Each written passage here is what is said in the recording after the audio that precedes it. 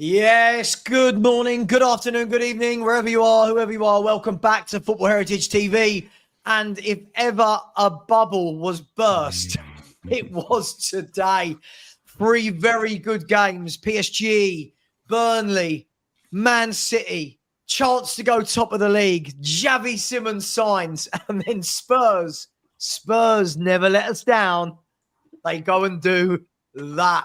Welcome to Benji, Lubo, Danny, Stel, and Jay from the cave. Welcome to you all, gentlemen. We'll get into it in a minute, but is everyone okay? Everyone apart from Spurs, is everyone fit, healthy, and okay? Other than Spurs? We're all good. Same Good. Spurs, different day. Still Good, smiling. good. Benji, Jay, good? Great. Just hit 1K subs not too long ago, guys. You know what I'm saying? Nice. One, mate. Well done. Nice. Good First shit. Well K. done. That's Thank the you, important man. one, mate. That's the important one. It will fly from there. It will fly from there, my man. So Big well done, up. Stat. If any of my mods would be so kind, please stick Jay's link and Dan E's link into the chat. And Tottenham away, of course. Please subscribe. Please like all of the admin-y kind of stuff. Guys, I'm going to say, just give me 1 minute and then I'm going to ask you a question. All I'm going to say is this before I come to you lot. Today showed me a number of things. One, Thomas Frank has got a lot of work to do. Two, Thomas Frank needs to take a lot of accountability for today. Three, everything I've said about the players for 6 months, a year, 2 years, nothing has changed my mind on it. Richarlison, Johnson, Sarr, these players are not technically good enough. They're good at certain things. They're good in certain games. But in a game where we have more of the ball, these guys are not good enough. And all I'm going to say before I come over to you guys is, please, for the love of God, can we stop overrating these average players like Tell and Odegaard and Richie and Johnson? Sarr, I'm sorry. Brilliant engine, awful technical footballer. Guys, I'm going to come over to you guys. That's all I wanted to say. I needed to get that off my chest. Right. I'll start with whoever. Can I go first with that one, please? That wasn't a question. That was just me getting that off my chest. Sorry. That was just me getting off my chest. I needed to. Now I feel better. Guys, 1-0. If ever a game should have been 5 or 6, it was that game. And that was truly horrific, from manager to players to everything. Dan, feel free to go first. Okay. I am more pissed off today than I was with Ange at any time last season. Why? Because Frank, I already know he can adapt to games. He can change games. He can change in the middle of games. He's already shown he can do it. Now, we all know there was going to be a couple of dodgy games. We know that it's coming, yeah? But basically, we got destroyed exactly the way I saw the game, the same way Ange used to get destroyed. Exactly the same way. We came out half asleep, conceded a goal in the first couple of minutes, like we have done. And then after that, what was we doing? Basically chasing shadows. We had most of the ball, did jack shit with it. Midfield couldn't win it, didn't get a second ball or get the second tackle in to save their lives. What did we do? A couple of crosses in there that meant nothing. Some of the players, they got to take accountability for this as well. I mean, for me, it was blatantly obvious where we were getting screwed. Same way it was against Ange. And that is, they looked at Porro basically. There's the fella who I keep telling everybody cannot defend come love nor money. It is not his job. People say he's got better. Okay, I'll put this in a different way. He's still a shit defender. He's just not a shit defender. Yeah? He can't defend. It's not his job. He is a wing back. He is not a bloody fullback. Yet when we play 4 at the back, he's got to do the fullback job as well.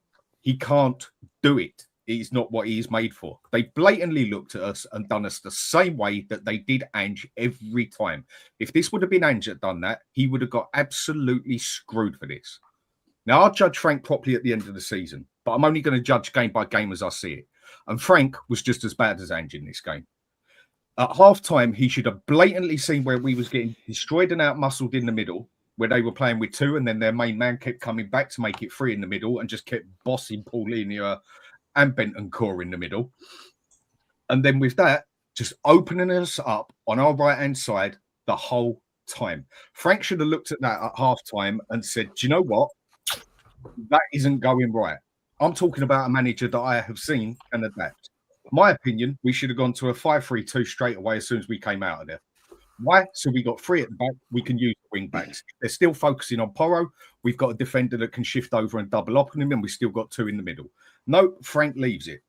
He should have adapted. He should have gone to a 5-3-2, 3, or whatever you want to call it, 5-3-5-2, whatever way. But he done nothing. I mean, why was Johnson still even on that bloody pitch at half time? He screwed up massively. He got done exactly the same way that Ange did, basically, and did nothing about it until it got to a stage where it was basically too little, too late. And that is what has pissed me off today. We got done exactly the same way that we got done most of last season. They knew exactly what they came out there for. They wanted the game more. They knew exactly who to focus on. That left winger of theirs, what's his name? Semenyo. Semenyo. He absolutely, I don't want to say the word on this, so I won't, but I'll just put it in a different way. He destroyed Porro. He destroyed him. Yes, thank you. That's a better way. I know the word you wanted, but yes. Yes, he absolutely destroyed him and embarrassed him in every which way possible. And it wasn't even necessarily that Porro needed to come off the pitch. Well, the way we were playing with 4 at the back, he had to. We should have had with 3 at the bloody back as from half time. People keep telling me that a 5-3-2 or a 5-2-2-1 is negative football. It don't work. It doesn't work like that in the Premier League these days. It's not the way Spurs bloody play. 5 at the back or playing with 3 centre-backs and 2 wing-backs does not mean out-and-out defensive football. The way we got destroyed and Porro got destroyed today, it was obvious. Frank should have changed that whole system at half-time because a lot of us been bigging him up, me being one of them especially, and we've seen it, how he can adapt his formations in games, before games. He should have looked at that at half-time and said, you know what, I screwed up here. We're lucky we're only 1-0 down. So what I'm going to do, I'm going to change it to this, give us the extra defence on the right-hand side with Porro that we need to, because Spence was doing pretty fine. They didn't even really focus on him, really. They just put the whole lot on Porro. Kudus, double up on him. He was basically out of the game, managed to take it round a couple of people, but his crossing was pretty poor in that anyway. Got nothing with it. With Charlison, I'm sure we'll go into the players. But that's my rant with it, basically. Frank, you screwed up today just as much, if not more, than the players. Okay. I mean, I agree. Obviously, I was at the game today, and at first, at full time, I didn't really want to blame Frank, but then the reality hit me. Like he does have to take some accountability today. I mean, why on earth, like Dan said, why on earth Johnson stayed on that football pitch? He should have got an Uber home. I'm being serious. He is an awful footballer. He's an awful footballer.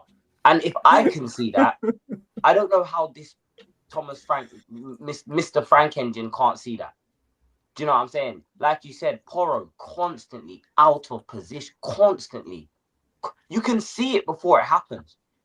You can literally see the run they're going to make before it happens. And yeah, we got outgunned in the midfield, but they're way quicker than us. I was looking at their wingers thinking, good, we're finished, bro. Good gracious. Look how quick they are. 1, 2, 3, 4, and they're up the pitch. Just split us straight apart. And everyone's going to say, go out there and get a Savino and go and get this. And that's not what we need. I think he's a good footballer, but that's not what we need. We need serious depth in this in the middle of the park, bro. And Bentancur has to leave. I'm sorry. I'm finished with Bentancur. I'm done with him. I'm fed up with him, bro. Because he's so sluggish. It's almost like he just doesn't care to be on the pitch. He's just there for fun. I can't stand it. That game should have ended 6-0 Bournemouth. We should have really lost 6-0 today. 1 shot on target. And the first shot on target in the game for us was on the 69th minute. And just my luck, I missed it, of course. Just my luck. You didn't miss a lot. It was a really good shot on target, Jay. I wouldn't worry about it. It was straight down the keeper's throat. And this is the problem with Spurs fans. They base these players off of one game. Oh, Johnson had a great game against City, so all of a sudden he needs to start every week. Bentancur, he played really well in the midfield against Man City, so that means now that he's the best midfielder in the Premier League and he should start for every top 6 club. Like, no, stop it. These footballers are not going to get us anywhere. And yes, we've added the likes of Kudus. But what's the point in adding Kudus to the team, right? If he's our only outlet. You take him out of the game, you basically shut off our whole attack. You basically cut our whole... It's like literally blocking a pipe. Yep. You literally cut the whole flow of our whole... It's done. The momentum's gone. I'm sorry, man. I can't... And listen, fair play, they brought in the likes of Paulinho. But again, can he do it on his own? When he's got some... Do you know what I'm saying? He can't do it on his own. Udogie, when he comes back, if Porro's getting skin like that, I can only dare to imagine what's going to happen to Udogie when he comes back. If Frank doesn't change. So he definitely needs to... I agree with the Ange comment 100%. That did feel like watching an Ange Postecoglou game.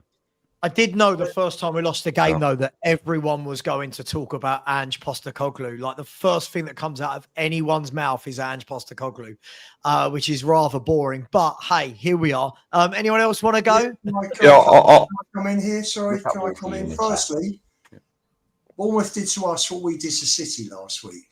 Agreed. High press, totally squeezed us. Yep. Didn't give us any time, any space, any time. You saw, for me... You know, Dan, me and you have had a chat about left-sided defenders, right-footed left-sided defenders.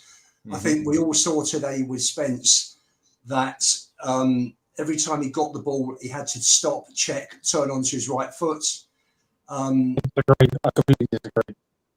And you've got to have, you know, for me, and I funny enough, I was with my pal Jeff at half-time, and we were just going through the team changes that we should have had. And he should have taken off at half-time. He should have put Spence to right back, Udogie to left back, Porro to right wing, Kudus in the 10, and I personally would have put Solomon on for Johnson. He should have changed formation. Well, no, not. I'll tell you the problem, Dan. The problem is that firstly, you don't need. There was no creativity, and we saw that. A game like Man City away is perfect for your Paulinho, Bentancur, Sarr midfield. Bournemouth at home, the shackles should be off a bit. We needed some creativity. Kudus at the moment. There isn't any creativity in the club, Lubo. Well, couldn't you play Kudus at 10? Would that not have been better than Sarr at 10? Because, you know, and for me. James, your thing's out. James, you're really crackly. Like it's like a Dalek at the moment. You might need to log out and log back in, bro. So for me, yes. And in midfield, you know, Tavernier, Brooks, and Semenya, the 1-2s, the movements, they made Paulinho and Bentancur look pedestrian, really. And they are, aren't they, Lubo? Can I just ask you, Lubo, quickly before you carry on? But this is the problem. This is why when there are fans out there saying we need an 8, we need a ball player, we need energy in there. Like, for example, when I say I'd love Conor Gallagher in there because of his engine, because of his running, I get told, oh, but you've got Bentancur. It's like, I like Bentancur for certain games, but Bentancur and Paulinho between them can't run. And Sarr can run, but he can't do what they can do in the technical ability. So you've got lots of footballers that can't, you know, there's not one player that can do both of it. Do you know what I mean? Correct. So they were playing around us. They were just playing around us first half, particularly. So we had to change the formation, Ian. What we should have done then is made it free at the back. so we could then double up. I mean, if you would have put Spence over there against I can't pronounce his bloody name. If you'd have put Spence, if you'd have put Spence there, Spence would have got destroyed by him as well. He was that bloody good today. He wouldn't have got as bad as Porro, but he would have got destroyed as well. He was that bloody good he was that good today. He's a fabulous player. And when you got three at the back, that then gives you the option to double up on that one and cover your man.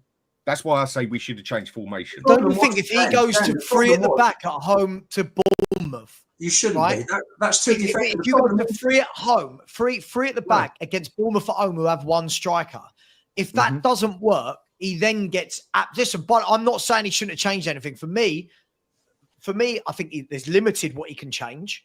For me, tactically, should he have changed different things? Yes, I am blaming him, by the way, but I don't necessarily think going to wing backs in a game like today, I don't think that does anything. For me, I think we need to make more changes at the top. They had major domination on us. If we'd have gone to a 5-3-2, we could have at least had two up front and got a bit of domination in the middle with three in the middle. Who? Which two? I would have stuck Kudus and Richie up there at half time. And then obviously, as the game went on, another 10 minutes changed Richie, basically. I know we don't have the options, but if we can get a bit of control using three at the back with the wing backs, then when we get a bit of control, you then bring the wing backs forward and then they can do their job and you got cover.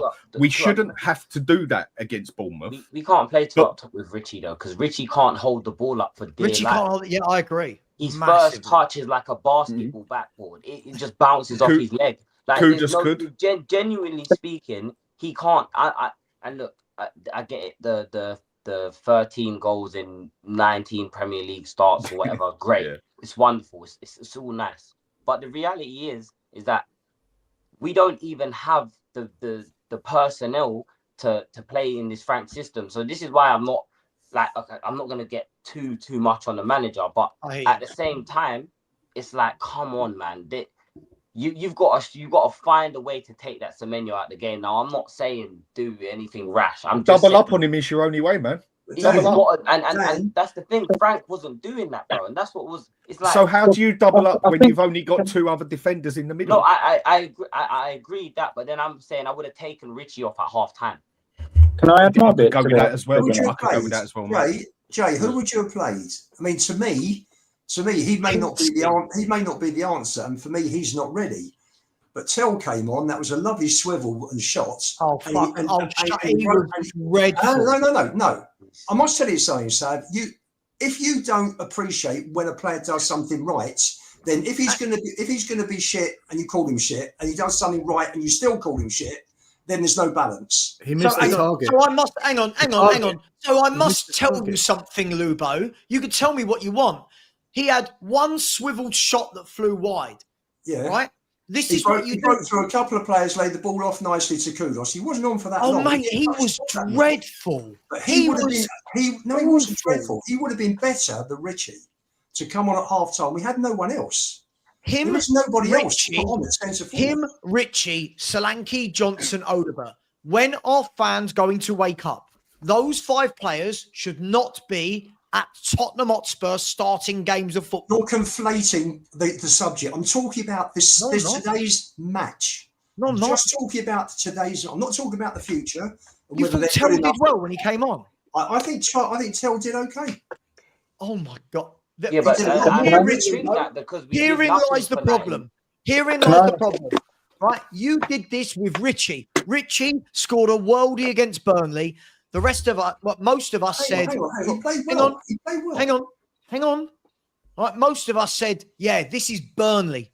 For all intents and purposes, this is a championship team that have just come up.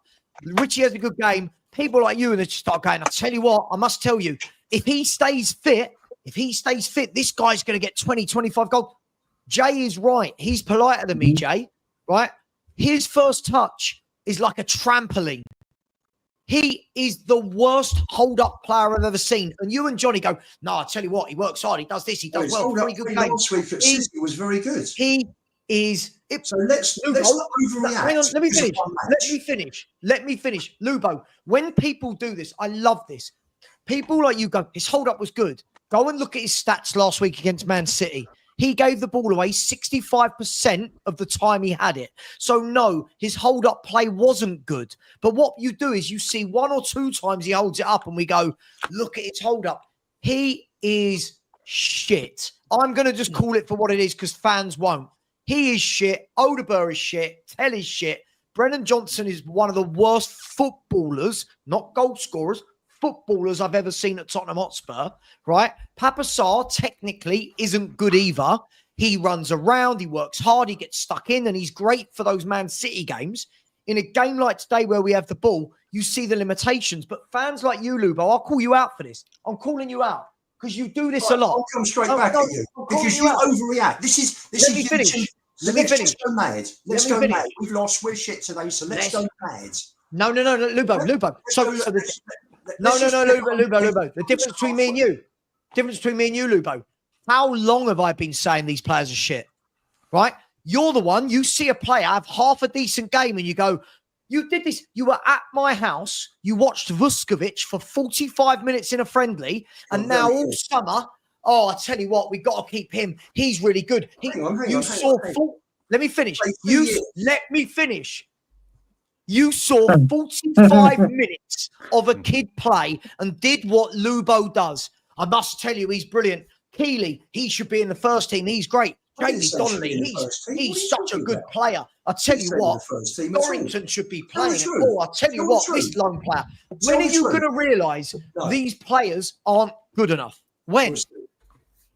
We'll see. We are seeing. We've seen. You did this to Keeley. We've seen. We'll see with Vuskovic. We'll see. Sure, but you in the future, yes, but you want these poor players playing now. You rate Richie. You rate these poor footballers. He is the best we've got at the moment, unfortunately. He's shit. He is shit. Sorry, I'm not having. I'm not having it. Can I give my summary on the game? Just finish. We played the first half. Unfortunately, with 9 men. We played with 9 men because Richie and Johnson were just horrendous. That I agree. 9? Not you think we played with 9? Where were they then?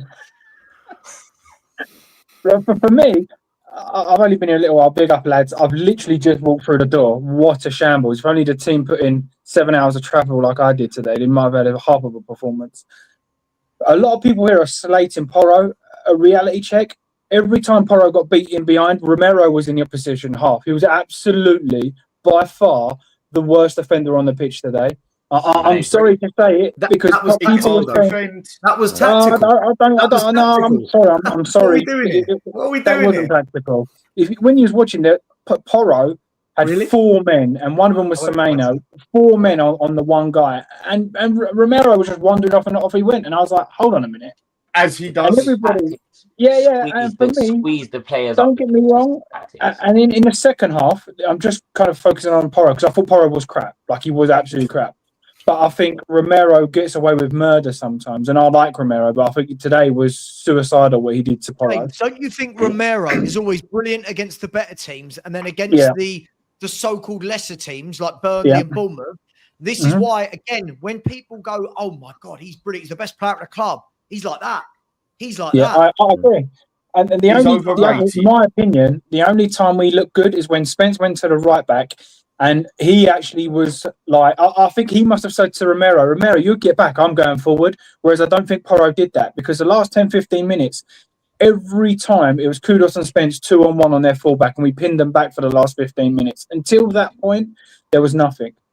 The other thing, half kind of contradicting myself, sticking up for Romero, is every time Romero had the ball, you had Polinia in the playmaker in the CDM position, you had Bentancur standing still next to Romero, and then Sarr was nowhere to be seen. Sarr did nothing. He didn't work hard. He didn't have any good touches on the ball. He did nothing. So every time Romero had the ball, he had no one to pass to. So it was kind of like, give them the ball back and then we'll start again.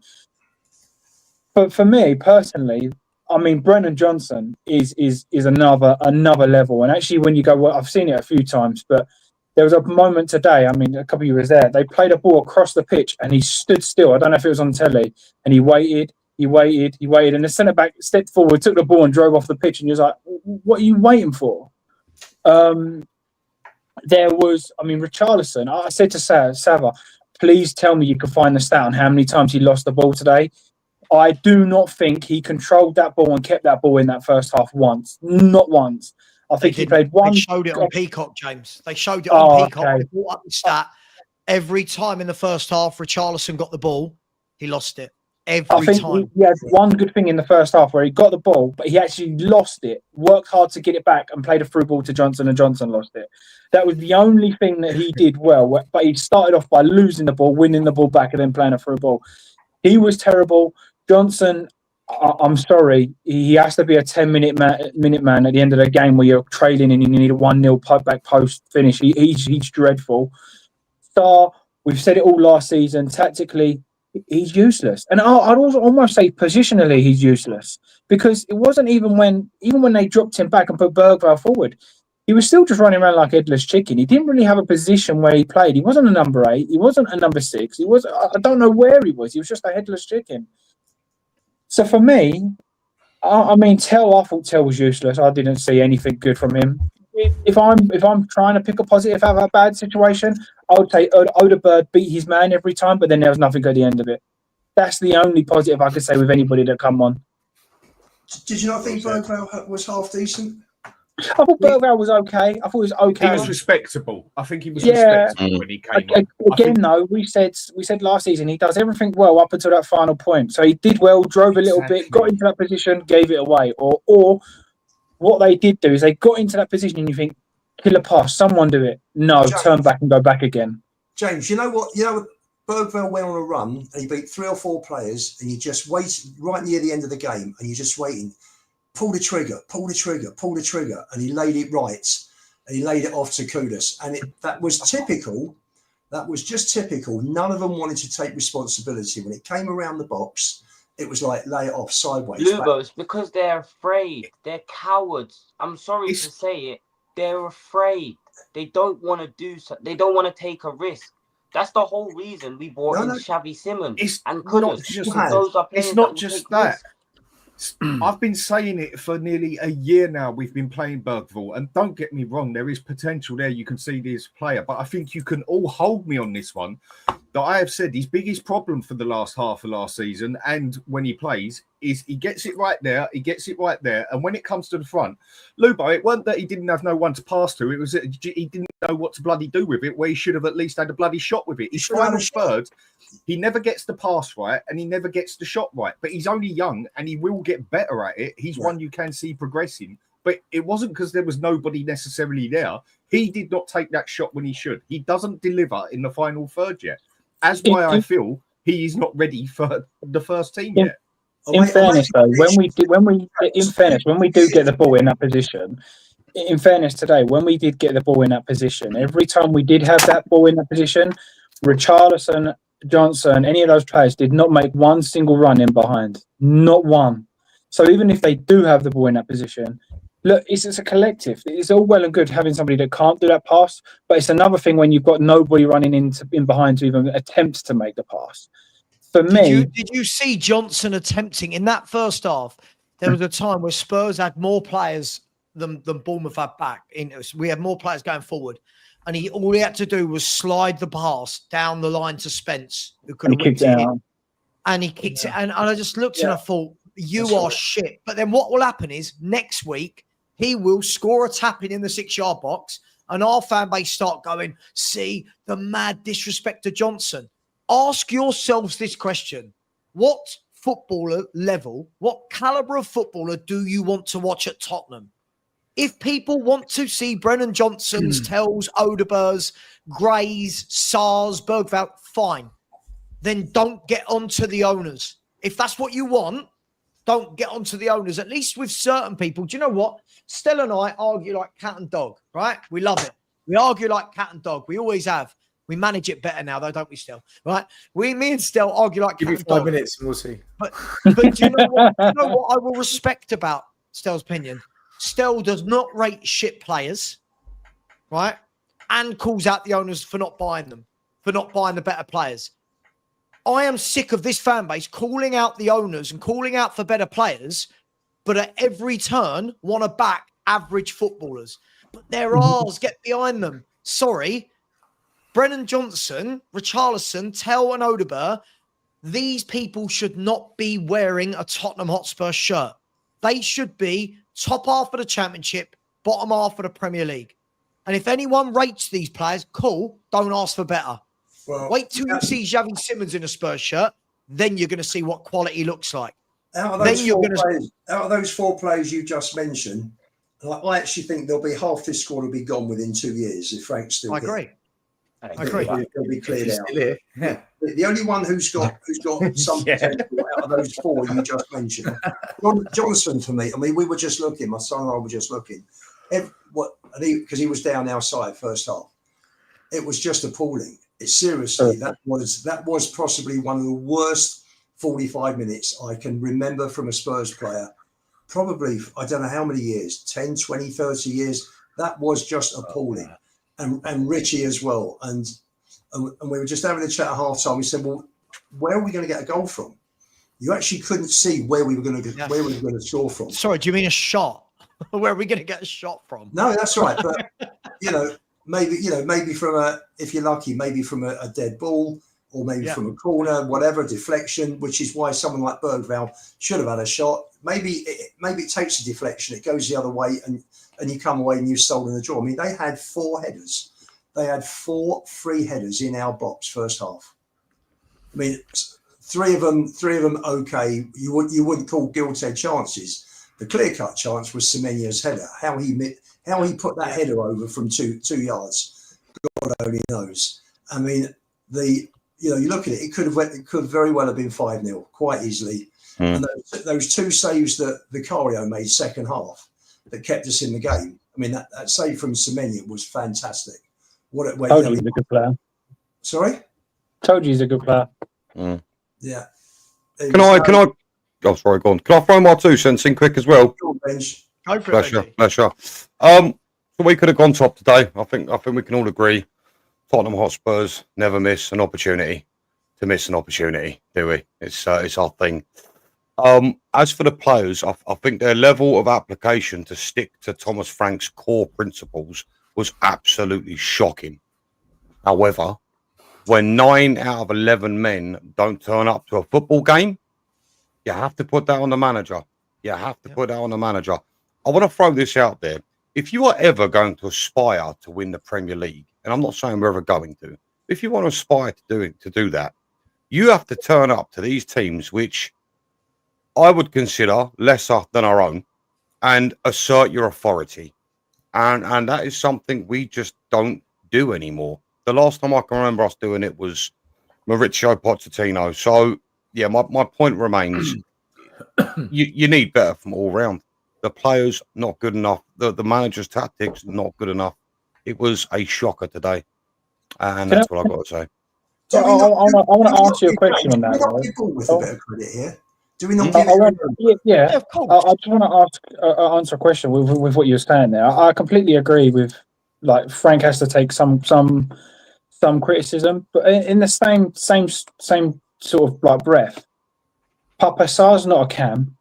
Bentancur, for me, isn't the player he once was or apparently was. For me, Palhinha did what he should have done defensively, but he didn't look fit. He still doesn't look 100% fit to me. I thought Romero was, like, I made that clear at the start. I thought he was probably one of the worst players up there with Johnson on the pitch for me today. And you're saying that they look like they didn't know what they're doing. I actually think there was moments where you could see this. Kudos was touching the touchline. Horo was on the touchline. They were ready to play. We just had no ability to break that first stage. The amount of times Vicario got the ball and everyone was going, like, hurry up. And then you actually looked. There was no one was unmarked. Everyone was standing there marked. When you have players like Sarr, I mean, I've said to Stell for 2-3 years now that the front line's championship, barring Kudos, nothing's changed. It's still the same front three.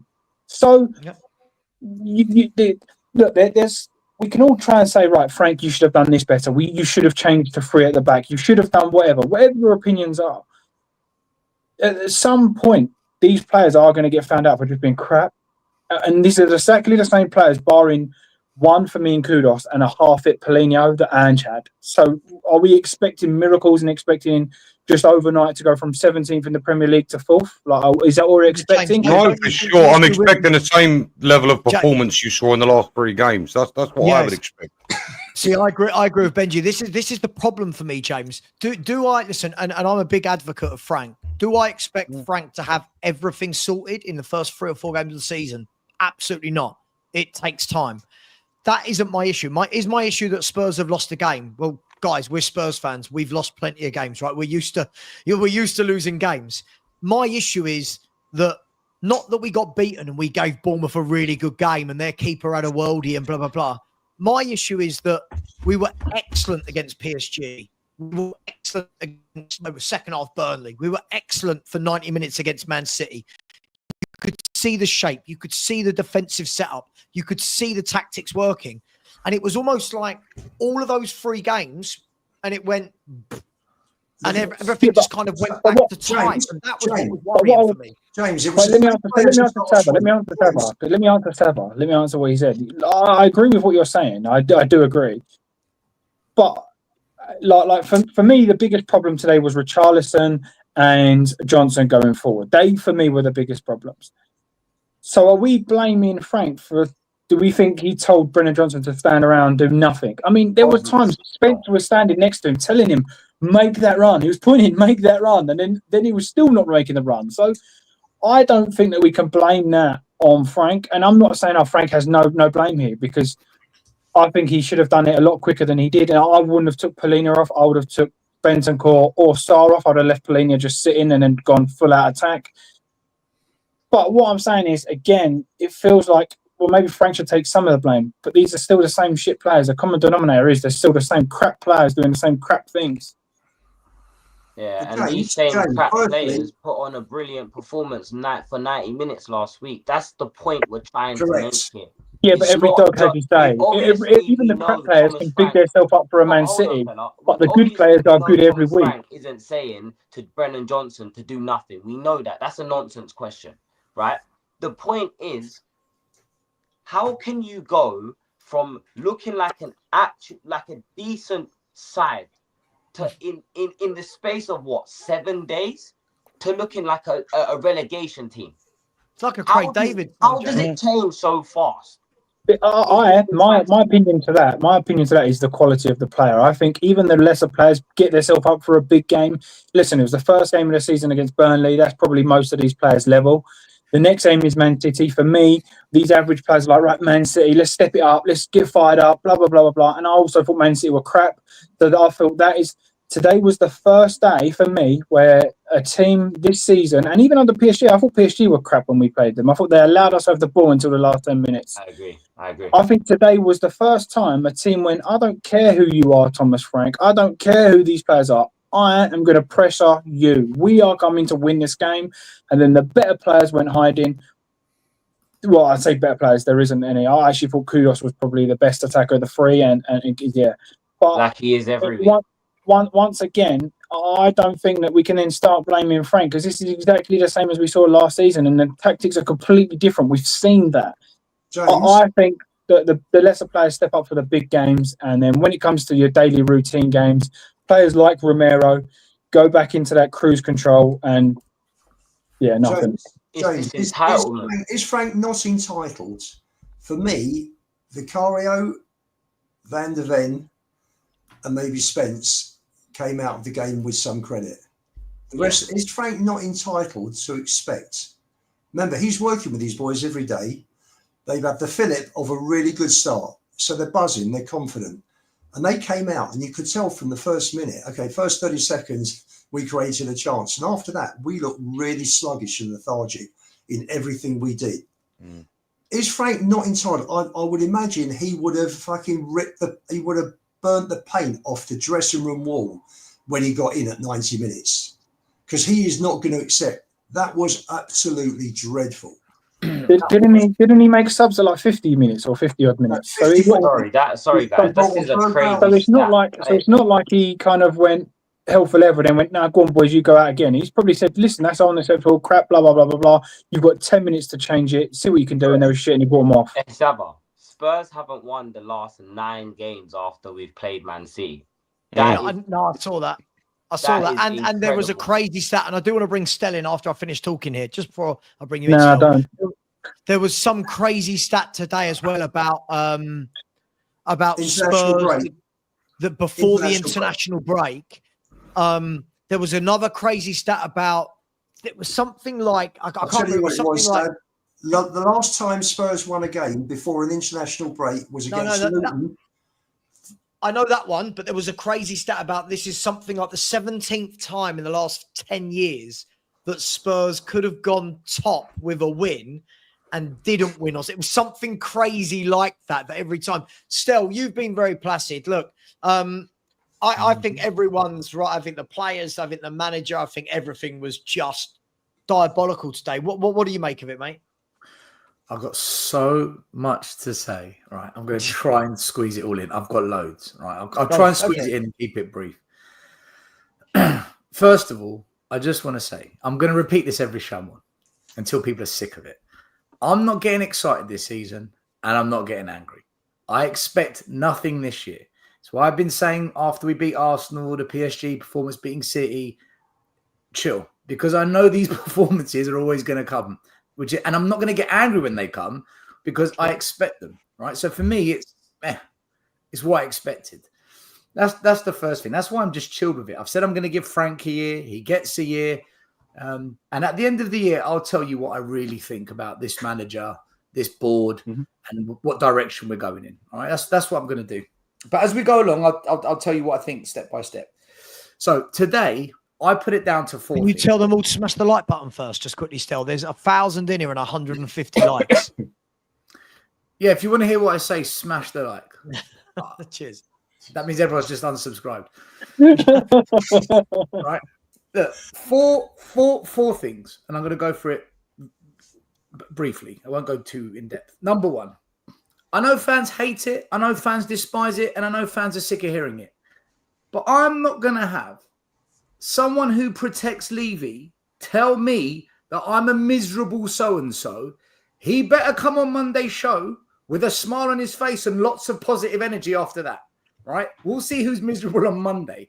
This is why I always call out the board. We are so far off a squad capable of being elite, winning Premier Leagues, Champions League.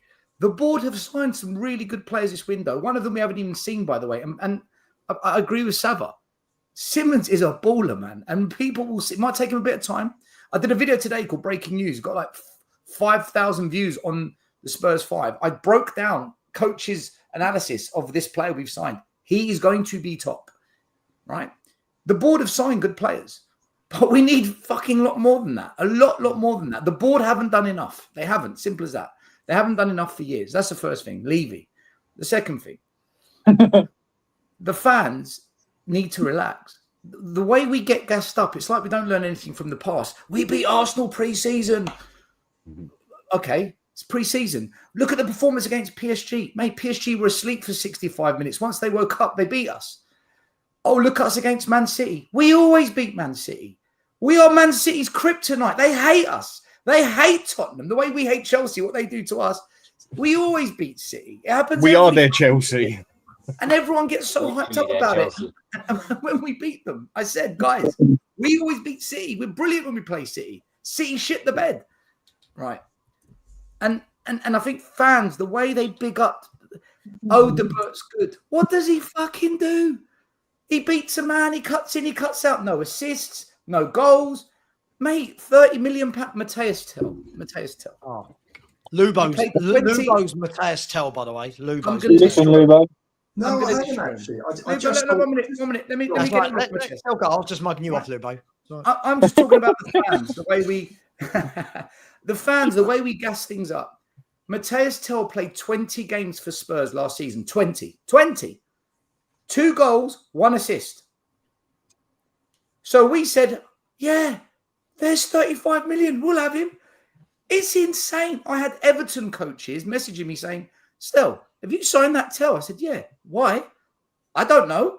Everton coaches. Guys, we have so overinflated. Bergville came on. Shall I tell you what he did? He raised the intensity. That was it. He just raised the intensity. He didn't create, didn't cut them open. He raised the intensity. That was it. This team is average. It's an average squad. It needs massive overhaul. And the fans just jump on any positive thing as if it's the final product. Like, yeah, this is it. We've arrived. Richarlison's back. No, he's not. He's fucking awful. I hate that so far I can't disagree with anything with Stel. I hate this. I want to disagree with him, but but nail on the head. Right. Nail on the head. Levy, fans. Yeah, I know you got to go. Love, dude. Love. Take care. Everyone. Hotspur Cave. Cheers, bro. I watched influencers in the last 2 weeks do videos how Pape Sarr works in Frank's system, how he can make Spurs elite. I sit there thinking, who are these people making these videos? Anyway, right. So Levy, the fans, the next one, the manager. I've said I'm going to give him a year because I know when you come to Spurs, it's different. It's different at this club. It does things to managers. Managers crumble at this club. We destroy managers. I want to see if Frank can work under this ownership in this club where fans from 1 minute think you're the best, next minute they want you out. Today, Frank got it wrong, right? He's going to get it wrong. He's not the GOAT. People say the professor. He wasn't the professor today. He's got to learn what club he's joined, and he's going to need a year to suss it out, and then hopefully things can change next summer and they back him and let's see what he's got. But today, for me, look, Areola doubled up on the wings. He put two players either side to shut down the flanks because he identified that Spurs, all their attacks are from the flanks. They've got nothing in the middle. So he shut down the corridors, meaning he forced Spurs inside. Spurs had nothing inside. Their pressing game was superb. They hunted in packs. They shut us down. We didn't have a clue. And for me, it was clear that we were too pragmatic in the game. He should have been more offensive. And the last 15 minutes, it looked to me like we were playing 4-2-4. And you know what? We were asking questions. We were challenging them. Bournemouth looked like they might concede. Frank should have done that much earlier. I don't agree with all of his substitutions. I think he got some of them wrong. And, you know, today was the first time Frank, pre-season Super Cup Premier League, he went 1-0 down in a game. So rather than having the lead and then managing the game, which he's proven to be good at, today he was asked a question, what do you do when you're 1-0 down? He didn't know what to do. But it's one game, so I'm not getting caught up in that. Let's see what happens when we go 1-0 down to Fulham or 1-0 down to Brighton, what happens then. That's Frank. And finally, the last thing. These players, guys, they're not good enough for what we want, right? I know Ange got bashed for being 17th, and yes, we should never finish 17th. We should never. But if we're going to compete in all competitions, forget top 10. We had a whole week to prepare today. We look knackered. What's going to happen when we're playing twice a week? We're going to fall apart, guys. We're going to literally collapse from exhaustion. We can't handle one game a week. So I think... Stel, look at this bench. Stel, look at this bench. This is Stel, and to all of you in the chat, this is the bench that Spurs can put out, and there are... hang on, let me get this right. There are 42 hours and 4 minutes to go of a window. Now, I'm not being flippant when I say that, but still, with 42 hours left of a window, that, other than Xavi Simons and Solanke, if you really want to, I think he's crap as well, that is what we have gone into a season with for 4 competitions in the Champions League. Listen, for the Premier League, the Champions League, and the FA Cup, for me, Tell, Gray, Bergvall on 50-50, Solomon, I don't know. Odebert, Davies aren't good enough. The only ones there I'd 100% keep are Kinski, Danzo, and Udogie. The only ones. 100% reconviction. Agreed. So you know, look, Levy needs to take some blame. Frank needs to take some blame. The players shouldn't be at the club, some of them, or quite a few of them. And the fans, we've got to stop getting all hyped up so easily and just let things play out, which is what I've said from day one. I'm going to let this play out and judge it as we go along, because I'm not convinced that Levy has fully got it yet. He's showing signs that he has, but I'm not convinced. Frank, and listen, I agree with Box Office on this one. Frank needs to prove himself to me, but I'm giving him a year just to show progress, not to win show me progress. And the players, my God, man, my God, they aren't the level we think they are. They really and Savva's right. When Simmons plays for Spurs and he starts linking up with Kudus, you're going to see what good players look like. And I hope others raise their game around him. I do think today as well, though, some players played below their level. Some players underperformed today as well. Can I just say, before I bring in, I want to bring in Lubo because I think he's itching to talk, right? Do you know what? In all the years we've been streaming, I can't make you wrong on any of that. Like, any of that. I think that is absolutely, I'm not blowing smoke up your ass, nail on the head. There isn't even any of that I go, just that bang on. The worrying thing for me still is every week, these players that people like me and you don't rate, we still have half the fan base that want to find a way to say, oh, but they are good enough if they do this. And if you put Johnson here, and if you see Tell here, look, have a look. Like, I'll bring Lubo in as I call him out. Right? I love calling Lubo. Savva, can I just add one thing quickly to what you said, though? What we can't do, though, as well, and listen, everyone here is guilty of it. It can't be when we play really well in games. Oh, look at Frank, look how he's developed, look at tactics. But then when we lose, we blame it all on the players. No. Has to take some responsibility here. I agree. I will judge him the same as Ange. Is it not consistency over capability, though? Hang on, let me just finish off. We'll come to that. He gets to hear from me, Big Ben. He gets. This is what I wanted to ask Benji. This is what I wanted to ask Stel and Lubo from my point of view. This is the thing, right? What we do is we pick moments when a player's good and judge them by moments. Now, whether that moment is 5 seconds in a game or whether it's 3 games out of 50 moments, whatever that means to you, we do this every year with all the same players, right? Every year, all the same players. We never, ever say, you know what? Show me, and to Benji's point, show me consistently that you are a good player, right? All of them. I'm putting Romero in that bracket as well, right? All of them. Especially him. Show me consistently, week in, week out, that you are there. What we have is we have lots of fans, and this is where I always dig Lubo out, is Romero will have a blinder like he did against City, and we go, for our captain, this is why he's world class. Then he has games like today and against Burnley, right? He's overrated. Richarlison. Hang on, let me finish. Richarlison scores a blinder against Burnley. We forget that he's done fuck all for 3 years, and we go, this is the year. Some of you are in that WhatsApp group with me. Some of you might have been in that WhatsApp. I know Danny is. The WhatsApp group where I'm being called out because Richarlison scores an overhead kick. You're in the mud, Savva. He's going to get 25 if he plays this every game this season. Brennan Johnson. Yeah, but he scores goals, so he's good. Sure. And what about the games where he doesn't? Right, Papa Sarr, exactly the same. I've said this all along. Papa Sarr's been at Tottenham for 4 years. Right? Granted, the first year was on loan. Why has he not broken into the team and become a main central midfielder in the 3 years he's played for Tottenham if he's that good? Maybe because he's not that good. Maybe because he's inconsistent. But this is what we do, and we're about to do it, chaps. Sorry for the rant. We're about to do what we do with everybody, with Tell, with Odeber, with Sarr, with Gray, with Bergvall. We put them there before they've done anything, and then everybody gets this little cult following. So that when people turn around and go, let's move them on, people go, no, but with this manager, he'll come good. Chelsea, City, right? Liverpool, they go, you've had a year. You've had 18 months. It's not worked. See you later. Consistency is everything, to Benji's point. Consistency.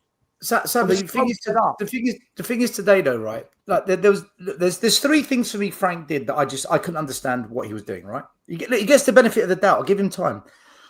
It took him until the 70th minute to make an adjustment to try and stop Semedo, where Bournemouth for the whole game had 2 players on Kudus to shut him down. Why could we not have done that? To the 70th minute it took him. Romero today got caught up high a lot, but when I watched the game, we actually play quite high up. There's a lot of times in games we are high up as a team, including the centre backs. It's not Ange ball, but it's kind of touching the realms of it at time. The height of the centre backs being so high up the pitch, and the other thing is, people said, look, Frank will bring stability.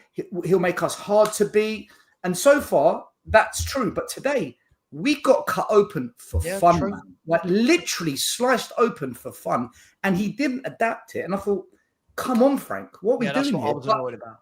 But again, look, again, it's one game. I'm saying it as it is. If this happens every week, we've got a problem. But it's one game, so I'm not angry by it. It's just observation. The one thing I'd add to that picture that you put up where you said, look at the subs, you know, that picture you said, oh, look at this is our sub bench.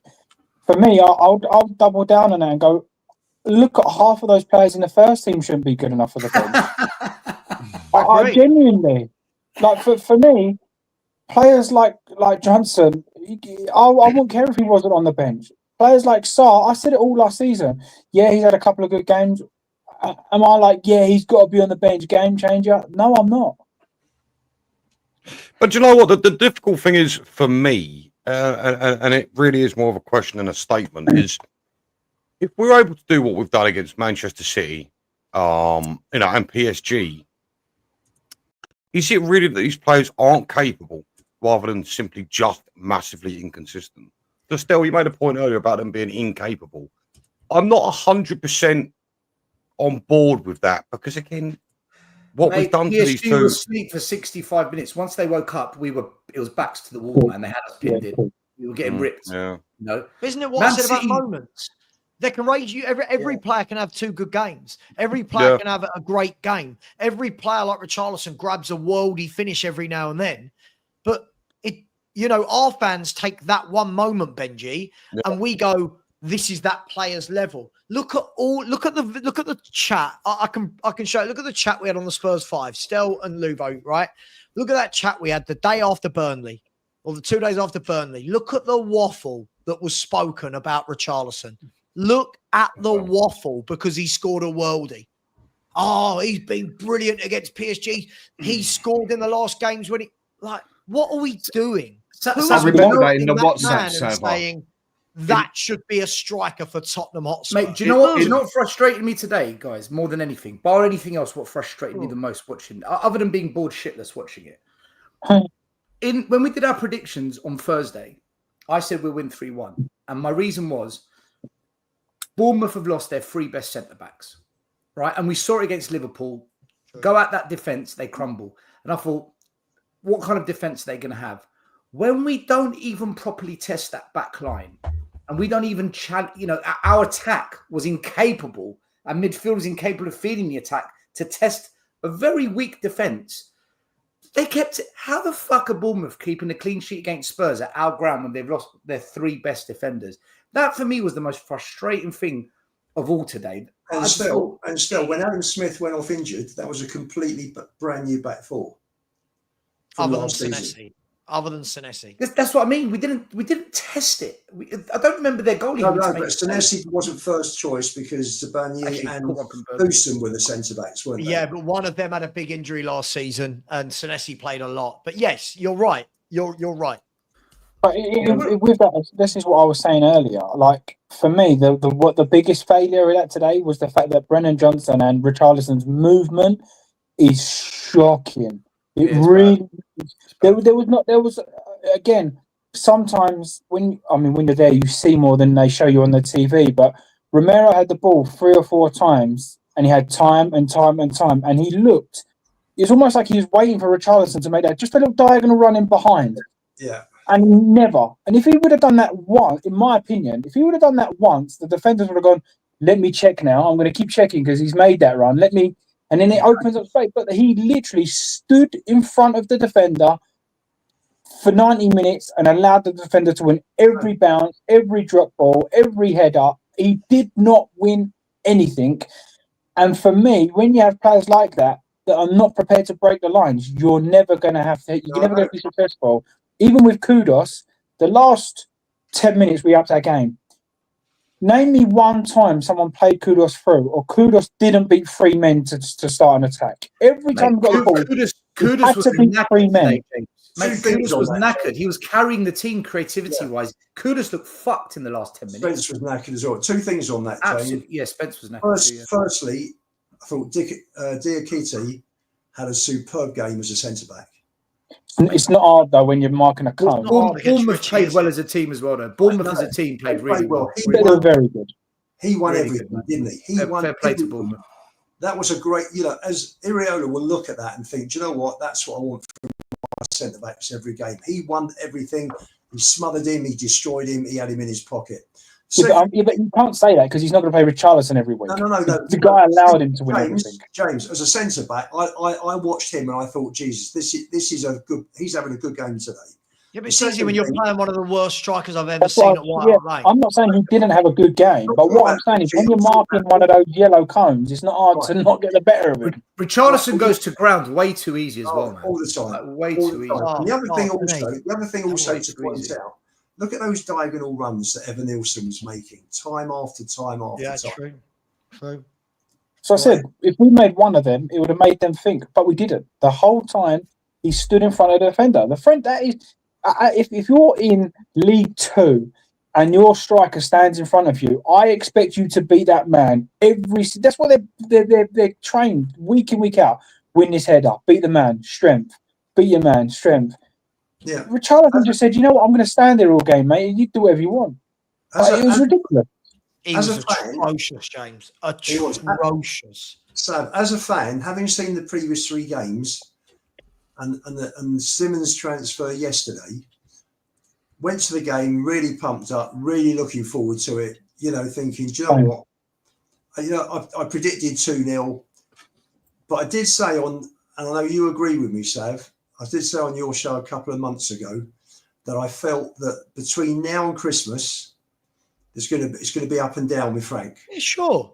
The results will be up and down. Lubo, isn't the biggest worry that a lot of this big issue, though, is how many of us have sat here all summer and said, Spurs need to buy attackers, right? Spurs need to buy attackers. Spurs have not replaced Son. Spurs have not replaced Maddison's goals. Spurs have not replaced Kulu for his injury. Now, you get Xavi Simons, amazing. I will not knock that in any way. But we get Xavi Simons when the season has started. Right, so now you've had 3 games. A game like today, that's where you want your goals and your creativity. We haven't got any. Well, so when people we missed Maddison, didn't we? Terribly. Sure. Today. So when people say, don't matter as long as it happens before the window shuts, today is an example of why that is the biggest BS statement ever. Because games like today, a Newcastle fan said it earlier. I was watching a podcast just now. A Newcastle fan said it about Newcastle. Said, we've not actually played bad in any of the 3 games they've played. He said, but us not having a striker for any of those 3 games could be the difference between us getting Champions League football at the end of the season and not. Because already Newcastle now have drawn 2 and lost 1, but played well in every game. So we've had all summer to be going into games like this with the creativity, with your new attackers, with your goal scorers. And as a club, we've decided that Richie and Solanke is what we want to go into a season with. Half the fan base accept it, right? The other half are like, what are we doing here? This is ridiculous. We've had 5 weeks, 4.5 weeks to replace Son. 4.5 weeks. Look at all these big clubs. 3 months. Okay. 3 months to replace Son. Sure. If they knew he was going, it's 3 months. If not, from the moment he left, you had 4.5, 5 weeks. And this is where Stell is right. A proper club that care, they go out and they land that Sonny replacement. They've got it. First of all, a proper club has got it lined up, right? Yes. Secondly, a proper club within the week, boom, here's that left winger, and we all go, Son's been replaced, right? This is the difference. For me, this is the only reason. I'm not taking anything away from Frank today. Got it wrong. Managers get it wrong. But what I am saying is when people in my chat were saying, and sorry for the vent, I'm so frustrated tonight. People in my chat were going, oh, he got that sub wrong and that sub wrong. And, oh, I can't believe he bought on Tell and Odegaard. And I'm looking and going, who's he bringing on? Who are you bringing on? Tell and Odegaard, I don't rate either of them. They are the forward options. Who are you bringing on? I should have bought on Solomon. Really? Is this where we're at, guys, as a fan base? Who should come on first? Tell, Solomon, or Odegaard? And that is why I feel, again, he's limited with what he could bring on. So instead of having to necessarily bring on those players, change the bloody formation. then you haven't got 2 forwards to play 3-5-2, Dan. We can use Kudus as a holding man for it. I think he could do the job for a game. He was done, man. He was so tired at the end. The last thing you want him to go. I'm just trying to give different options. Our biggest problem was Porro getting called out all the time. Yeah, I can only look at something and try and fix it in my own head. Yeah. Listen, the last 10 minutes, we won the front foot. We should have. I think Frank should have just adapted it earlier on and just gone for it. Yeah. Yeah, he took too long to take the risk because we ain't got players to change it necessarily, even though you need to bring the players on. But when it's definitely going that wrong, I think Danzo should have come on for bloody Johnson. I mean, because Johnson was absolute dog shit today and just showed again what he is, and that is a terrible, terrible player. But he does score a couple of goals. But this is why people can't stand him after time, because when he doesn't score a goal, he does absolutely nothing, and I mean nothing. And I thought if we would have gone with a 3 at the back, call it 5, we could have got some control of the game with 3 in midfield, then start pressing forward with the overlapping wing backs, then get your centre man coming forward to link up to the 2 or play it 2 attacking midfielders, 1 striker, whatever. We just needed to get some control of that game before we done anything else, in my opinion. And we had no control whatsoever, even though we had more of the bloody ball. Can I ask a question to everybody, really? For me personally, I think the most important position that we sign now, if we can only get one more player, I think it has to be a striker. Because reason being is I think Dominic Solanke and Richarlison are so samey. Not one of them makes a run in behind. Not one of them wants to go toe-to-toe with a centre-back and have like a Chris Wood. Chris Wood is standing there and fight his ground in a man-for-man battle. We've got no one runs in behind. For me, this is just me picking the best of a bad situation. I would rather Richarlison turn into a left winger than be a striker. I think he's better out wide than he is up front. And I'd rather spend the money on a proper striker, a Wisser, someone that you know is going to cause problems. Love Wisser. Someone like that for me. Thomas Frank came out and said that he's not. I know. He doesn't want another striker. No, I know. But this is going to Newcastle as well.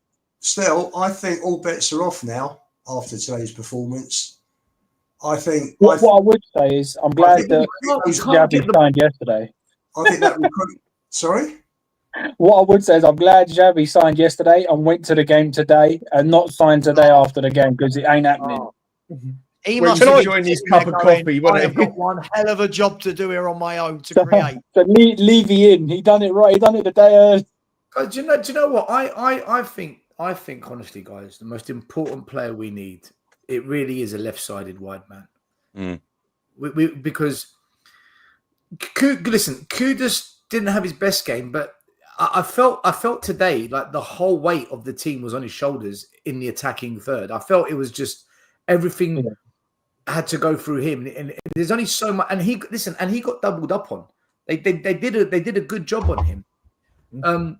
But like we should have did to theirs. Now we got Xavi Simons in the 10. You're thinking, right? Are we better off with a striker, or are we better off with another wide player? I think we probably are better off with another wide player that can score goals. I disagree. Simmons has actually played on the left. Because James, that left side's dead. It's absolutely no. I agree. Champions League football team, shouldn't we be doing fucking both? Yeah, we like, should. But we're not going to, are we? We're after a defender. But this is what's ridiculous about it, guys. A proper team right now, a proper football club is going out and going, right, let's use Wisser, for example. Right, Wisser, we know you want to leave. You've played for Thomas Frank before. Right, what do you want, Brentford? Do you want 45 million? Bang. Sorry, Lookman. What do you want for Lookman or whoever it is? Boom. A proper club in the next 14. Put the money on the table, innit? Well, Dan, when there's 2 days of the transfer window to go, that's what you got to do. That's all the transfer negotiation can be. But right now, that's what Spurs should be doing. Because imagine Spurs went and got Lookman and Wisser. Now all of a sudden you've got Kudus, Simmons, Lookman, Wisser. Now all of a sudden, who's sitting here talking about lack of goals, lack of creativity, lack of technical ability? No one. What I want to ask you, Phil, is obviously if we can only get the one player, like you're saying, left forward is what you would prioritise. Yeah. So you would rather go into the season with someone like, well, not rather, because no one would, but Dominic Solanke and Richarlison. I personally would rather have Simmons on the left, a Bergvall, Cam with Kudos right, and a striker. I would rather have Bergvall in the squad than I would a Richarlison. Do you know what I would do, James? I'll tell you what I would do. Joe, too. I would play 2 up top with a false 9, Brennan Johnson being one of them. Because Johnson's not going to do anything on the left. It's a waste of time. Because he can score. And today, again, Johnson doesn't score. No one else does. Nobody else scores. Nobody. So I would get... Listen, it might not work. I'm just saying we've got to try something different. We've got to use what we've got and hope something lands. I would play him up top with another striker and sacrifice a midfielder and play as an 10. old school Heskey and Owen, basically. Not as good as those two, but yeah. No, obviously, it's an example. You need someone I next get to it. him who's got a bit of muscle, don't you? Like a target man. And then just have Johnson as your little poacher. This isn't what I want for Tottenham going forward, but I'm thinking we're not going to sign a striker. We might get left winger. So what do you do then? Like, James, I don't actually disagree with you, James. I'm just being realistic with what we're going to sign. It looks like we're going to sign a defender. And if we're lucky, a left wide man. If we're lucky, that's what it looks like. Other things still. Do you think a Paqueta or do you think a Paqueta or the guy from Villa? Do you think that changes the season completely? We need a left winger, man. We've got that left wing. If we got Paqueta, couldn't Simmons go left? From the flanks. If we couldn't Simmons go left if we got Paqueta. You could put Simmons left if you brought in a Paqueta in the middle. Yeah, Simmons has actually played more on the left than he has in attacking midfield. Guys, do that, and he's scored just as many. That's what I'm asking. What was he bought for? Is he bought as a 10? Because I don't see us getting both. We never usually do, even though we have to. So if he's bought for one or the other, what do you think he's actually bought more for? A number 10 or a left wing? Because he's actually played on the left wing against more. I think he's coming in than he has a 10, and he scored the same amount on that one, just as he has on that one as such. That's the question like I was asking on my channel this morning. He comes in, what are we actually getting him for? I think he's here as a 10 because Pape Sarr's not a 10. I don't care what anyone says. He's not a 10. I don't know what he is still. Right? But then we can get a 10 still, and then we can stick him out on the left. But Bergvall, full of energy, got intensity, puts in a tackle. He doesn't create. So I think as it stands now, you look at this team, and if we don't sign Paqueta or someone like that, then Simmons has to be the 10. Because at least they might not be good, but Odegaard and Johnson, they can play on the left, especially Odegaard. There's nothing in the 10 at the club. I think you'll see a few players coming in on Monday. I really do. I hope so. After that. Otherwise, another one we could do still. I really do. Go out there and go look. Some players coming in Monday. Fellas, can I ask? Use him as the 10 and then go stick Simmons on the left. Because, like, checked up on that, he does everything on the left the same as he does in the midfield. So we have got an option of either buying a 10 or buying a left wing still, because Simmons can cover both. See, I would say this though. Mitoma. I've said it so many times. Why can't we just go and buy Mitoma? He's such a good player. He was terrible last season. I'm sure I checked up stats. I've seen. Yeah, I'm sure. Stats though, don't you, Benji? This is the problem. Mitoma. No, it was. No, I know that, but it was his percentiles I looked at last season. It was nowhere near compared to some of the people we've been looking at. But look, I wanted to ask a really. Odegaard Johnson level. No, fair enough. But he'd be so expensive, and I don't think we'd right now. Anyone's going to be expensive now. Yeah, fair enough. But look, I wanted expensive now. Brighton will not let him go. There are 40. There are 42 hours of a transfer window left. No, you're right. Look, if you rock up to Brighton and say there's 70 million, they're going to go, what are we going to do with 70 million right now with 2 days? With 2 days to go in a transfer window. That's true. Look, fellas, I wanted to get 2 months ago. So Brighton always have a succession plan. Always. So what, with 2 days of a window to go, Brighton have a succession plan? Listen, a lot of deals get done in the last 2 days. And what sort of deals get done? I don't know. James, thank you. What sort of deals get done in the last 2 days? You don't lose your best player 2 days before a window shuts. Look at the players we're talking about. Players we're talking about, we want to sign, right? Paqueta, right? See if you can spot a theme between all these footballers. Paqueta, right? Lookman, Savio, right? What theme are we seeing? Wissa. What theme are you seeing with those players? They all want out. They all want out. They all want out. Their clubs know they want out. There's a huge difference between that and rocking up to Brighton. Listen, I agree with I agree with him. I want Matoma. But if you want Matoma, go and talk to Brighton before pre-season starts. How much do you want? Yeah, 60? it makes sense. Bang. Right now, I think you'd have to offer them silly money for a 28-year-old. And let's be fair, we're not going to offer... You might get Paulinho on loan at 30 years of age. Spurs aren't going to go and spend 70 million on a 28-year-old, are we? Let's be brutally honest. We're not. We're just not going to do it. Not the way we work. It's not the way we work, is it? Well, most clubs wouldn't, Dan, to be fair, at that age. I mean, that's why I'm asking at the moment. We nearly spent on a 27-year-old. Now we've got it on Simmons. We nearly spent just under 70 million on a 27-year-old, didn't we? Yeah, but most contracts are 4 years long. Yeah, but most contracts are 4 years long, and that takes him up to 30, 31, not starting at 30, 31. No, because they went for 60 plus 8, didn't he? Fellas, can I go back to the striker situation really quick? I just listen. Don't bite my head off. I just want you to centre forwards. I just want you to think about this for a moment. Don't bite me head off straight away. I can't help but feel, right, I know it's coming. I can't help but feel, right, Solanke has been written off just a little bit too quickly. Wait. You got to give me a second. Give me a second. I ain't said anything. I ain't said anything. Jumping in. 10 years of professional football is too quick.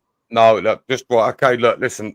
I have reasoning behind this. Last season, he scored 16 goals all in all for Tottenham Hotspurs. And I'd like you to bear in mind, he was not told to play the same way he was told to play at Bournemouth. He wasn't. He was asked to come back way too much, almost play a Harry Kane style, drop back and chase the ball and try and play, mate. That's not his strength. Also, the other thing is, someone like a Tony at Brentford under Frank absolutely flourished. Does nobody think Frank could get a tune out of Solanke? I'm not saying he's an amazing I'll player. This for you, Ben. There's reasoning behind my fault. Right, I'll give you 2 reasons to it. 3 even, yeah? First thing, Solanke has only ever had one good season in his entire life. Yep. 1. People can say, oh, yeah, but he did this in the Championship and that in the Championship. That is why we say players should be in the Championship and not the Premier League. There's your first one. Next one, other problem he's got, a lot of strikers have this problem, though. He can't feed himself. He needs to be fed. Not everybody can do a Harry Kane. That is why Harry Kane is such a special player. Some of the top strikers there's ever been could never feed themselves. They always need, it's normal-ish. And at the moment, who's he actually got to feed him? Kudus. Well, that's it. Simmons. And do you know all his data, Dan, is worse than Richarlison's? He's shit. He's not a good player. This is the problem. In what respect? Look at their careers, bearing in mind, right? If you look at their Premier League, because it's unfair to the Championship stuff. If you look at their Premier League head-to-head records, I think like Richie's is something like 1 every 3.6, and Solanke's like 1 every 3.8. Right? Everyone told me Solanke was great in the air, but he's only ever scored 6 Premier League headers in his career. Like, we're talking about 2 footballers that are 28. Are both of them 28? Or Solanke's 28 in September, right? Yeah. Something like 2 that. 28-year-olds that have never, ever, other than Solanke's 119 goal haul for Bournemouth that year, neither of them have ever, other than that 1 year, hit over 13 Premier League goals in a season. Like, this is madness. We're Tottenham. We're not, you know, like when Norwich used to get promoted and they had Timo Pukki. Do you remember, guys? Yeah. Right? Yeah. Like, you know, when like Jonathan Mackham would have a season in the Premier League for somebody and these players get like 7 or 8 goals in a season. This is what I feel we've turned into. We're Tottenham Hotspur. We had Jermaine Defoe's, Robbie Keane's, Dimitar Berbatov, Harry Kane's. We even had Les Ferdinand's. Even Freddie Canute is levels above these cracks. Language. When I talk about the big clubs, Sav, this is what I'm talking about. This is why we've got to go in. Never mind the pecking order. We are Tottenham Hotspur. We've got to go in and we've got to fight with these big clubs because we are Tottenham. It's not even about fighting with these big clubs. Have a look at some of the players that have been available. Right now, what is stopping Spurs going Openda? Openda. Now, today, Fabrizio Romano and David Ornstein have both said this is one to watch. He's going to be moving. Lots of Premier League, European clubs are looking at Lewis Openda, right? Why can't we be that club? Oh, I know, because we've got Richarlison. And then what we decided to do was go, right, well, we signed Richarlison for 60 million. It's not worked out. I'll tell you what we'll do. We'll go and spend 60 million on a player that's no better than him. And now we're at a stage where all the fans are going, tell you what, Richarlison's better than Solanke. And you're like, are you kidding me? Is this where we're at? That the striker we tried to replace is now replacing the striker we replaced him with. This is a shambles. But Savva, so many defend it. And what you mentioned earlier with that WhatsApp, yeah, I remember I was on that as well. I actually agreed with you on that, even though I prefer a debate with you most of the time. But half the time of late over the past few months, I can't disagree with most of the stuff you say on there. And I'm sure that's vice versa. I remember watching what people were saying on there, how he's going to be the fucking dog's bollocks, basically, and everyone calling him R9 and everything and that. And just like people, he scored a bloody good. He scored that goal that was as good as Gareth Bale against Liverpool in the final, as far as I'm concerned. A goal. But he's not a good player. But then he has one or two good games, and we're back to that stage again where all of a sudden these people going on about we need this, we should be doing that, we need to go for quality strikers. They forget that in a matter of moments, and bang, no, we got Richarlison. He can do the job. Mate, give it another what? I can only judge on what I've seen in his career or since he's been at Spurs. Give him another 3-4 weeks. He's going to be in a bloody wheelchair anyway. He's... So none of you have got any faith in Solanke going forward after 16 goals in his first season? No. I mean, I'm sorry, but he's a shite side better than Richarlison. At least he can do the basics and he can beat a man as well. Again, Benji, what's he better than Richarlison? He's better on the ball. He is better on the ball. Yeah, he's better on the ball by a country mile. His passing is better than Richarlison. Yes. He's worse in the air. I'd say the only thing Richarlison's got over Solanke is in the air. That's it. I'm about to bring up some stats that are going to show again. You've gone with your heart over your head. I'm talking about our Tottenham, not in the past. Just as what I've seen at Tottenham. Do you mean what did Solanke last year? Even again, he's another one. His hold-up play, it's fucking shit. His hold-up, like, did you see Solanke in that Europa League final? It's a bloody good job we won it because he was atrocious. He wasn't great. Ben, can I ask you a question? We know when we signed Solanke, it was like breaking news, Spurs, Solanke medical. How did you feel? I was horrified. Horrified. You've just answered your question then, haven't you? No, but still, what I think he's trying to an extent, from what I've seen, I've actually been semi-impressed with him, and I don't necessarily blame him. Rephrase that. Go on. Yeah. Rephrase it. Ben, what I think you're trying to say, if I can understand you right here, Ben, what you're basically trying to say to everybody is like, right, we're up shit street. Who would you rather play, Richie or Solanke? Well, yeah, pretty much. I just feel like there's something there for Solanke, mate. Benji, for Tottenham, I've only got in today's programme the stats for both players for Tottenham. Solanke is 16 in 47. Which is one in 3. Richarlison is 22 in 93, which is just over 1 in 4. Sure. How many minutes is that, though? That's the question. That's what it doesn't give you. Right, because let me show you. Let's not do this. Let's have a look at their careers, shall we? Let's have a look at their careers. We just agree they're both average. But again, I am basing it off both poor. Look at this. They shouldn't be at Spurs, guys. Look at this. Between them, right? So between them, they've got 100. Sorry, what's that? 38, 66, 66, 38, 96. Between them, they've got 104 Premier League goals. Our two £60 million strikers have 104 Premier League goals between them at the ages of 28. Right? What are we doing here? This is what I expect from a Dominic Calvert-Lewin. This is what I expect from a Patrick Bamford, right? This is not what I expect from Tottenham Hotspur. Look at it. I don't understand how a club whose fan base is used to Defoe, Keane, Berbatov, Son, Kane, Linekers, Klinsmann. How we've suddenly the fan base, how we've gone from that as a fan base to saying, yeah, I don't mind Richarlison. Yeah, Solanke's got potential. I don't understand how we've got to that place. It's almost like saying, Ginola, Bale. It's like Ginola, Bale, Odegaard. Yeah, but give Odegaard time. Mate, we were used to Bale and Ginola. Like, this is... I don't get how as a fan base we are in this place where we think this is okay. This is where we're at. Can I add a name, Stel, that I think that answers both of our questions? I've wanted this guy for so long. James, it's so obvious. It's so Kareem obvious. Adeyemi, for me, answers the left wing and the striker problem instantly. He plays both, rapid, great on the ball, good finishing. I think he plays anywhere along the front four. I think that Adeyemi is the way forward. And I saw something today that he wanted to leave. Mate, you know what? I'd be happy if we play Simmons on the left and that kid from Monaco comes and plays in the 10. I'd be very, very happy with that. Very happy.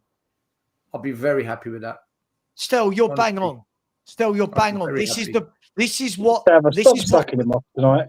No, listen. No, let him. I've waited 3 years. I've waited 3 years. No, hang on. Let's talk football. No silly statements. Let's talk football. You're spot on, because we are at a stage where Spurs fans would never have ever entertained a nonsense argument about who are we starting, Solanke or Richie, right? Like, we at one point had Bent, Berbatov, Keane, and Defoe. Now, bearing in mind, Darren Bent was the fourth choice. If you offered me right now a prime Darren Bent over Solanke and Richie, yep, absolutely. That's where we're at. And Luka Modric. That's how far we've fallen. And what we do is, Modric in the 10. What we do, we start now finding ways that go, if you look at Richie, like we try and twist 16 in his first year. The geezer got 9 Premier League goals? Savva, right? It took him 52 games. He scored 2 goals in 52 games, if I remember exactly. Yeah, and then he had Richarlison, but like last year, Solanke. Sorry, I thought he was on about Richarlison. My bad. Everyone tells me, but the football we played, at least we play attacking, free-flowing football under the last regime. How have we got a striker then that's only getting 9 goals? How's the striker getting less goals than Brennan Johnson? You know why? Something you said, Dan, spot on. I'll suck you off now as well, according to James. Right? Right, mate. Snookers on. One, he can't create for himself. Right? There's never that moment out of nothing. Right? And 2, I'll ask this question to everyone on this panel. Whenever Richie or Solanke get the ball, I'm putting both of them into this bracket. Whenever both of them get the ball, 25, 30, 35 yards out, you think they're up against one defender, maybe 2. Remember when Jermaine Defoe, I always use Defoe. Remember when Defoe would get the ball 25, 30 yards out? You always felt that he was going to just knock it past a player, or he's going to shuffle it onto his right, then move it to his left, and bang. Does anyone ever think that's going to happen when Richie and Solanke are anywhere near the final third? Does anyone ever, have we ever seen that from either? Savva, I can't believe we've replaced Kane and Son with Solanke and Richarlison. I can't fucking believe it. And we've spent more on them two than we ever did on any other front 3, front 4. But we're negative for saying it. You're negative for saying it. And this is the problem we've now got. You think, still, up front, the argument is Richie or Solanke.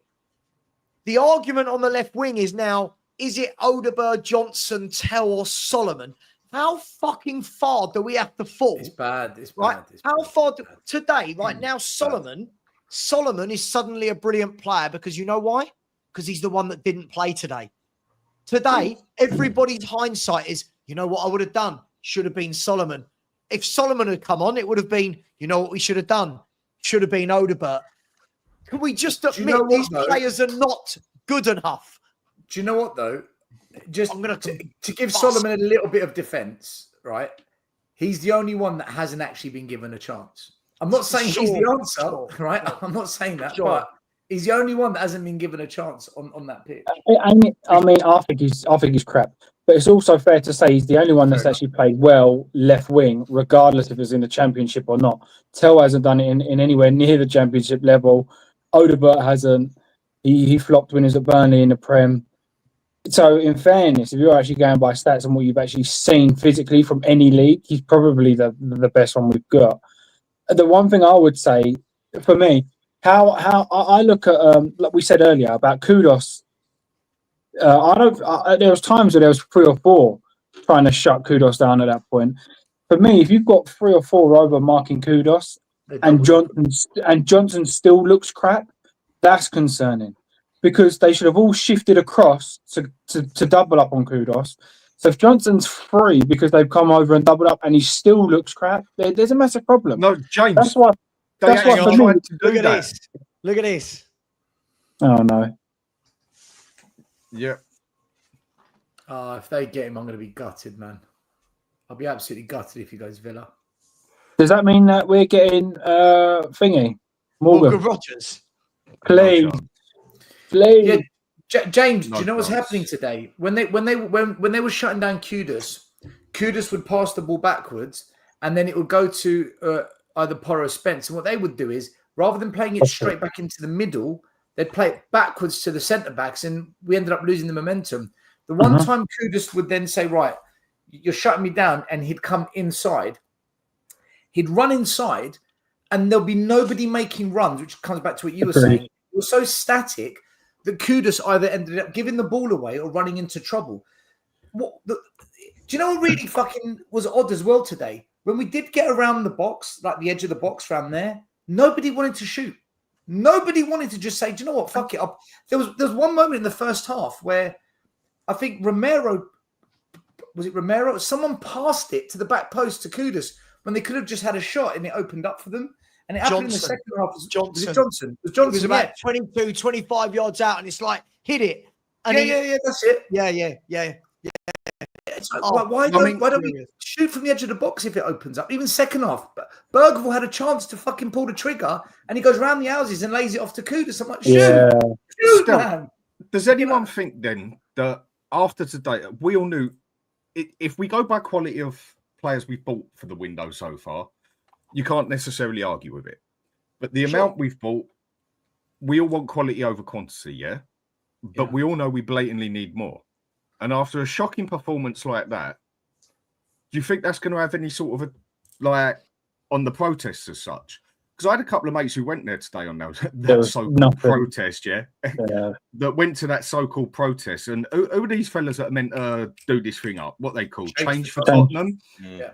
And from what I got told, do tell me if I'm wrong, I weren't there, only one of their own people turned up out of about 30, 40 people, my mate said. Is that actually true or is that bullshit? There was only what my mate told me.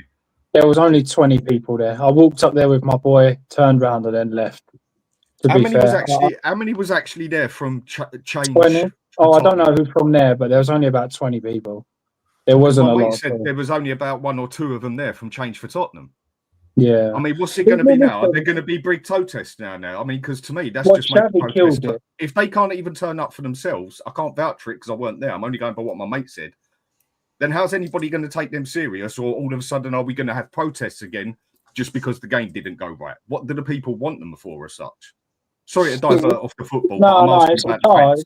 It's hard in that respect. And obviously, just sort of going back to Kudus today, could you imagine if we had a Simmons or even Maddison? Say we had Maddison midfield and Simmons on the left. For me, what I felt sorry for is, remember in school, you'd always have that one kid that would beat 10 men and then get tackled at the end. That was Kudus today. He would cut in and beat 4 men, and you're thinking, someone help, and there was no one. Yeah, but James, if Simmons but if Simmons is on the left and he cuts inside after beating these 4 or 5, I think that he's going to make everybody else around him better, just because you're.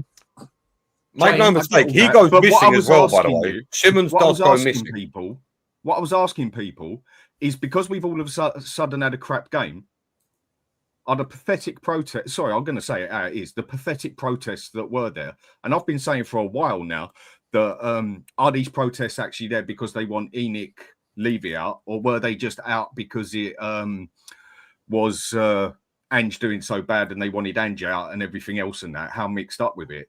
My mate telling me there's only like, 20, 30, 40 people at the bloody protests, and from what he knew, only 2 have changed for Spurs at the protests.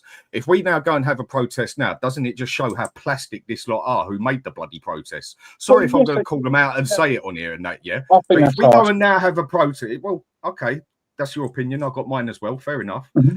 But if we go and now have a protest now over it, and all of a sudden everyone turns up for it, for me, it just makes the whole thing look plastic. And I'm sorry, I know there's a few people on here that want the protests. Wasn't it a week ago that we all said we should support them? Guys, can I just quickly say something on this, right? I haven't been to one protest this season, not a single one. And it's not because I'm against it. I'm for it. But my view is this. You've got to wait and see how the window ends before you take some action. I think, because if you sign a player like we did this week, it kills the protest. If you don't sign a player, it ramps it up. But really, the fans will judge. Like now, fans are saying these players aren't good enough, or freaking hell, what happened today? Now there's questions. So if you don't get in the players by Monday, and this is the season we're going to have, I guarantee you, 2 games a week, we're going to fall apart. We're not going to sustain it. We won't be able to. And the protest, for me, you've got to wait till the window's ended to really judge it. It's about timing, isn't it? Yeah. And 100%. So I'll admit it, I'm all for the protests and everything. But that's just my opinion. I went for them as well. Yeah. And it is opinion, yeah. And I'm all for the protests as well, by the way, yeah. But if they can't turn up for a protest because we've had a couple of good games and bought a player, yeah. And from what I got told, again, I'm sure someone's going to call me out that I'm wrong here or whatever, but I'm only going by what my mate said, that only 2 people or something like that actually from, what is it, Change for Tottenham or whatever, Change for Spurs, whatever they call themselves, actually turned up today. How can I take a protest now serious that it isn't all just bullshit, that most of them just had the because we was in a relegation, basically 17th place or 16th place and was doing shit? How can anyone now take these protests serious? I'm sorry, I know you do and that, and you go for the protests, and so does Ian and whatever and that. I agree with them as well. But how can anyone now take this lot serious if they can't even turn up for their own protests? And when it comes down to the crunch, shouldn't, even if we're buying good players and even if we won our first 2 games, whatever and that, still want change at Spurs and needing out whatever else? Oh, but change their mind. We bought Simmons and only about 30 of them turn up. How can anyone now take that serious?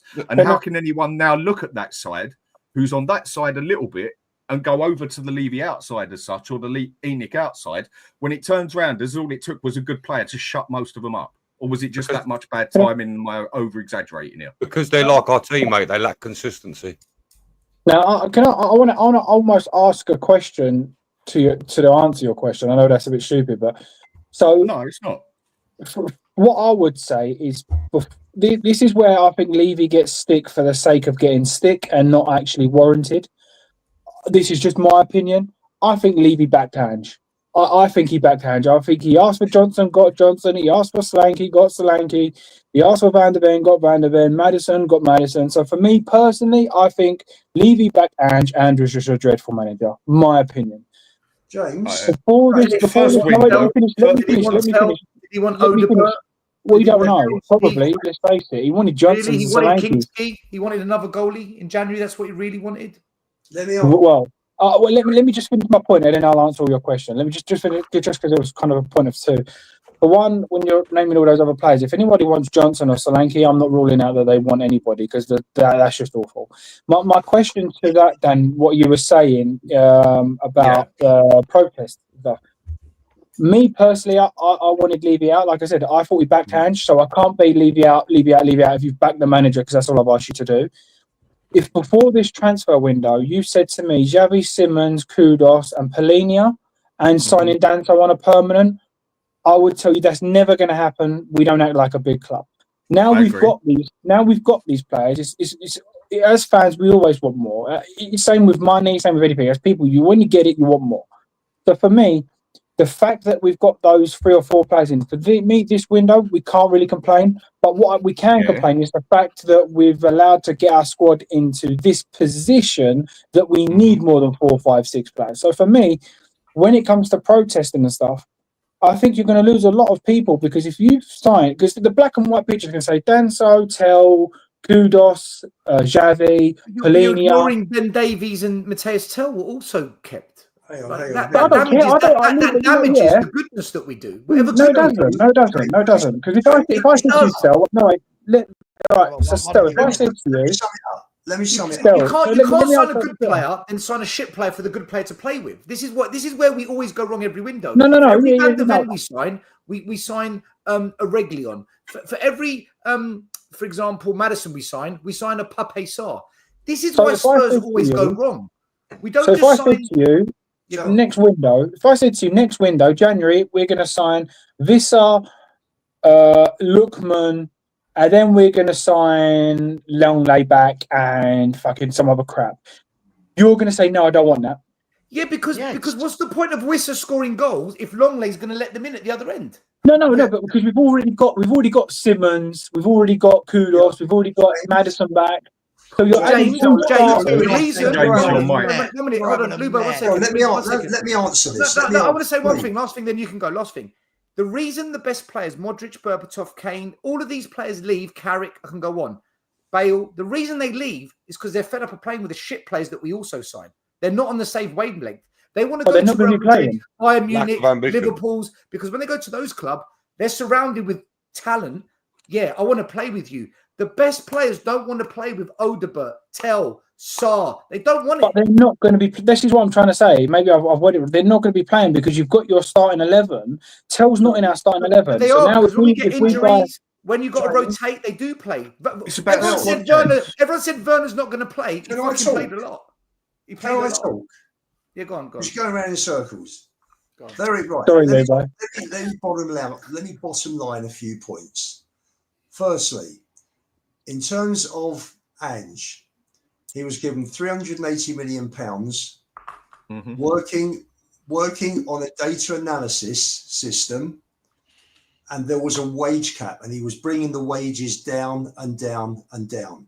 So he ended up buying 18 players, plus he had Werner twice on loan for 380 million. Liverpool or Arsenal will go and spend, I think with Hincapi, they're close on spending 380 million on 7 players this summer. And that's the difference. So when we talk about no, that's no, I'm sorry, that's wrong. Let me stop you. That's wrong. No, it's not wrong, because it's wrong. It's wrong. They spent the money. That's wrong. Why is it wrong? So how much was Solanke, Johnson, Maddison, Van der Ven? How much were they? 200 million for 4 players?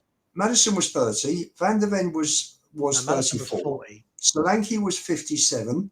Johnson was 47.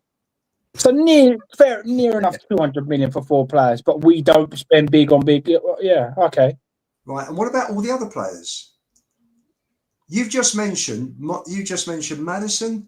Solanke, you just said they signed 4 players, 5 players for 300 million. So when I've given you that answer, you go, no, but what about? Stop. Just answered your question. Stop. The key thing here is you have mentioned 4 players, the 4 players that were bought that went straight into the first team. The other 14 plus Werner didn't go in. So why are we buying all these players who are not going into the first 11? Well, like Archie Gray for 40 million. This is the problem. Don't start him off. What the fuck? He likes that one, though. He likes that one still. So my counter argument to Lubo, whenever he says this, hang on, Tottenham tier comment 919. Years of mismanagement and falling behind on signing players has left us with not just a weak bench, but a weaker first 11 I've ever seen at this club. That's the position the board has left us in. So when we talk about, and yet you praise nearly all the players they bought in. No, I don't praise. No, yes, bloody do. They've got potential. Listen, there's one thing, Sav. There's one thing saying I think we bought some good kids who are going to be great for the club going forward. There's another thing about saying we aren't buying the right players, and I've said continually we didn't replace all the Højbjergs and Lo Celso and Emerson and Skip We didn't replace them with established players. We just brought in a Solanke, and that was it. That was it. Sure, So but we spent £100 million. Ange was given an awful lot of money that he either wasted or he was limited by the wages that were given out. Now Frank has come in. As Danny and I have ripped your argument apart on this so many times, it's unreal. But right? now they're buying players with proper wages, Sav. Hang on, no. No, they're not. Hang on. Proper wages, right? If you look across all of the clubs across Europe, what they're paying wages, right? And the players that have moved to those clubs, right? There are class acts moving across all of Europe every year that get paid less than Gray, less than Solanke, less than Richarlison. This whole wages thing you've always brought up. But Danny and I sat here, he'll agree with me. We sat here last summer and went, look at all these players moving to Juventus, Milan, Roma, Sassuolo, whoever, Fiorentina, all on lesser wages, right? The wages, hang on, Lubo, the wages you use, you are almost comparing the wages of the big players that Arsenal, City and Chelsea buy. There are very good players who are on nowhere near those wages that Spurs could have gone and spent that 380 million on and got better. So the wages argument doesn't add up. How does it? But it's part wages and part recruitment. And Lang has a part. But it's not part wages. It's not part wages. It is. How much do you know? Do you know how much they're paying Xavi Simons? Xavi Simons is getting 200 grand a week. Exactly. So if you've got to pay for it. Let me finish. How much are they paying Archie Gray a week? 75. Right. How much they're paying him more than Van de Ven. How much did Manu Kone, how much did he go for? How much did Fofana go for? How much did the other one I'm missing? Kefram Churam. These players all went for less than 75 grand a week. Now, that's free off the top of my head. If I went and looked at all these players moving across the world, Lubo, we could find hundreds that are nowhere near the levels of what we've paid Solanke, Archie Gray, James Maddison, who's on 165 grand a week, Romero, who's on 100. This wage number that you use, this is not true. It is recruitment. The best players get paid 200 grand a week. The best. There's not many that are on that level, but you use the wage argument because you hate Levy so much. There are plenty that are on that level. No, but the players you've mentioned, if they come to Tottenham, there will be plenty. Can I ask you a question? We've got 2 out of, 30 maybe? Do you reckon there's 20 or 30 players in the Premier League that are on 200 grand plus? Sure, and they're all the best players, right? That go to the best clubs, right? But we're talking here's a question for you. No, let me ask this. Name me one player who's on over 200 grand a week and doesn't play for one of the big boys. Go. Before anyone else jumps in, let's let Lubo do this because this is the point. Okay. We are not one of the big boys. So name me somebody and we pay. This is where I disagree. No, hang on. No, answer the question. We are a big club. Lubo, stick to one point for the moment. We are not one of the big boys. We are a big enough club, but we are not one of the big boys, Lubo. This whole nonsense that we were before Levy took over, no, we weren't. We weren't winning league titles. We weren't in... Forget it. Oh, do me a favour, sir. You don't understand our history if you say that. Okay, Lubo, how many league titles we won? See, this is where you get angry. How many league titles we won? Nothing to do with it, because... No, that's exactly what he just said. Let me finish. No. Lubo, so league titles aren't a barometer of how big a football club you are. One of the barometers. Sure. Okay. How many Champions Leagues have we won? First team to win the double. No, Lubo. You've got this habit of not answering my question. I'm answering you. You're not answering me. This is a really simple question. How many league titles have we won? No, we've won 2. Yes. How many Champions Leagues have we won? We haven't yet. Right. More of Arsenal. So that sure. Okay. So what about Villa and Forest? hang on, James. No, let me hang on. I want to clip this afterwards. Let me go, right? Lubo, Arsenal haven't won a Champions League, which is why I don't put Arsenal in the elite level with the other clubs. But Arsenal with City, Chelsea, and everyone how else. many league titles? How many league titles do Arsenal have? Right? So, yes, we are a big club, Lubo, but you talk about us. You talk about us as though before Daniel Levy took over, you make it sound like in the 70s, 80s, and 90s that we were winning league titles, when in theory we weren't. I never said that. But you said we're as big as those other clubs, and we're not. No, we're not. Chelsea and Manchester City's new money. But for whatever reason, they've made themselves massive clubs, haven't they? Wait a minute. Does history not mean anything? When you not in 2025, we're talking about winning a league in 1961. No. When you're talking about building clubs, Liverpool were built from Shankly onwards. That whole thing with the boot. It's 2025. It's 2025, Lubo. Right, it's not. We won the league. So when did we last win the league title? 61. 61. Never said that. Spurs haven't won the league title for 64 years. Savva, let me put this a different way. Let me put this a different way. About history all you want, Lubo, but this problem, this is what you do. As I said to you, name me a player who's on 200 grand plus a week that isn't playing for one of the big clubs, and then I will take your argument seriously. Well, I can't answer that because I don't know what they're all on. With this one on the big club bit, yeah, we have never, ever, bar maybe 80 years ago, been what I would call an elite club. Let's put it that way.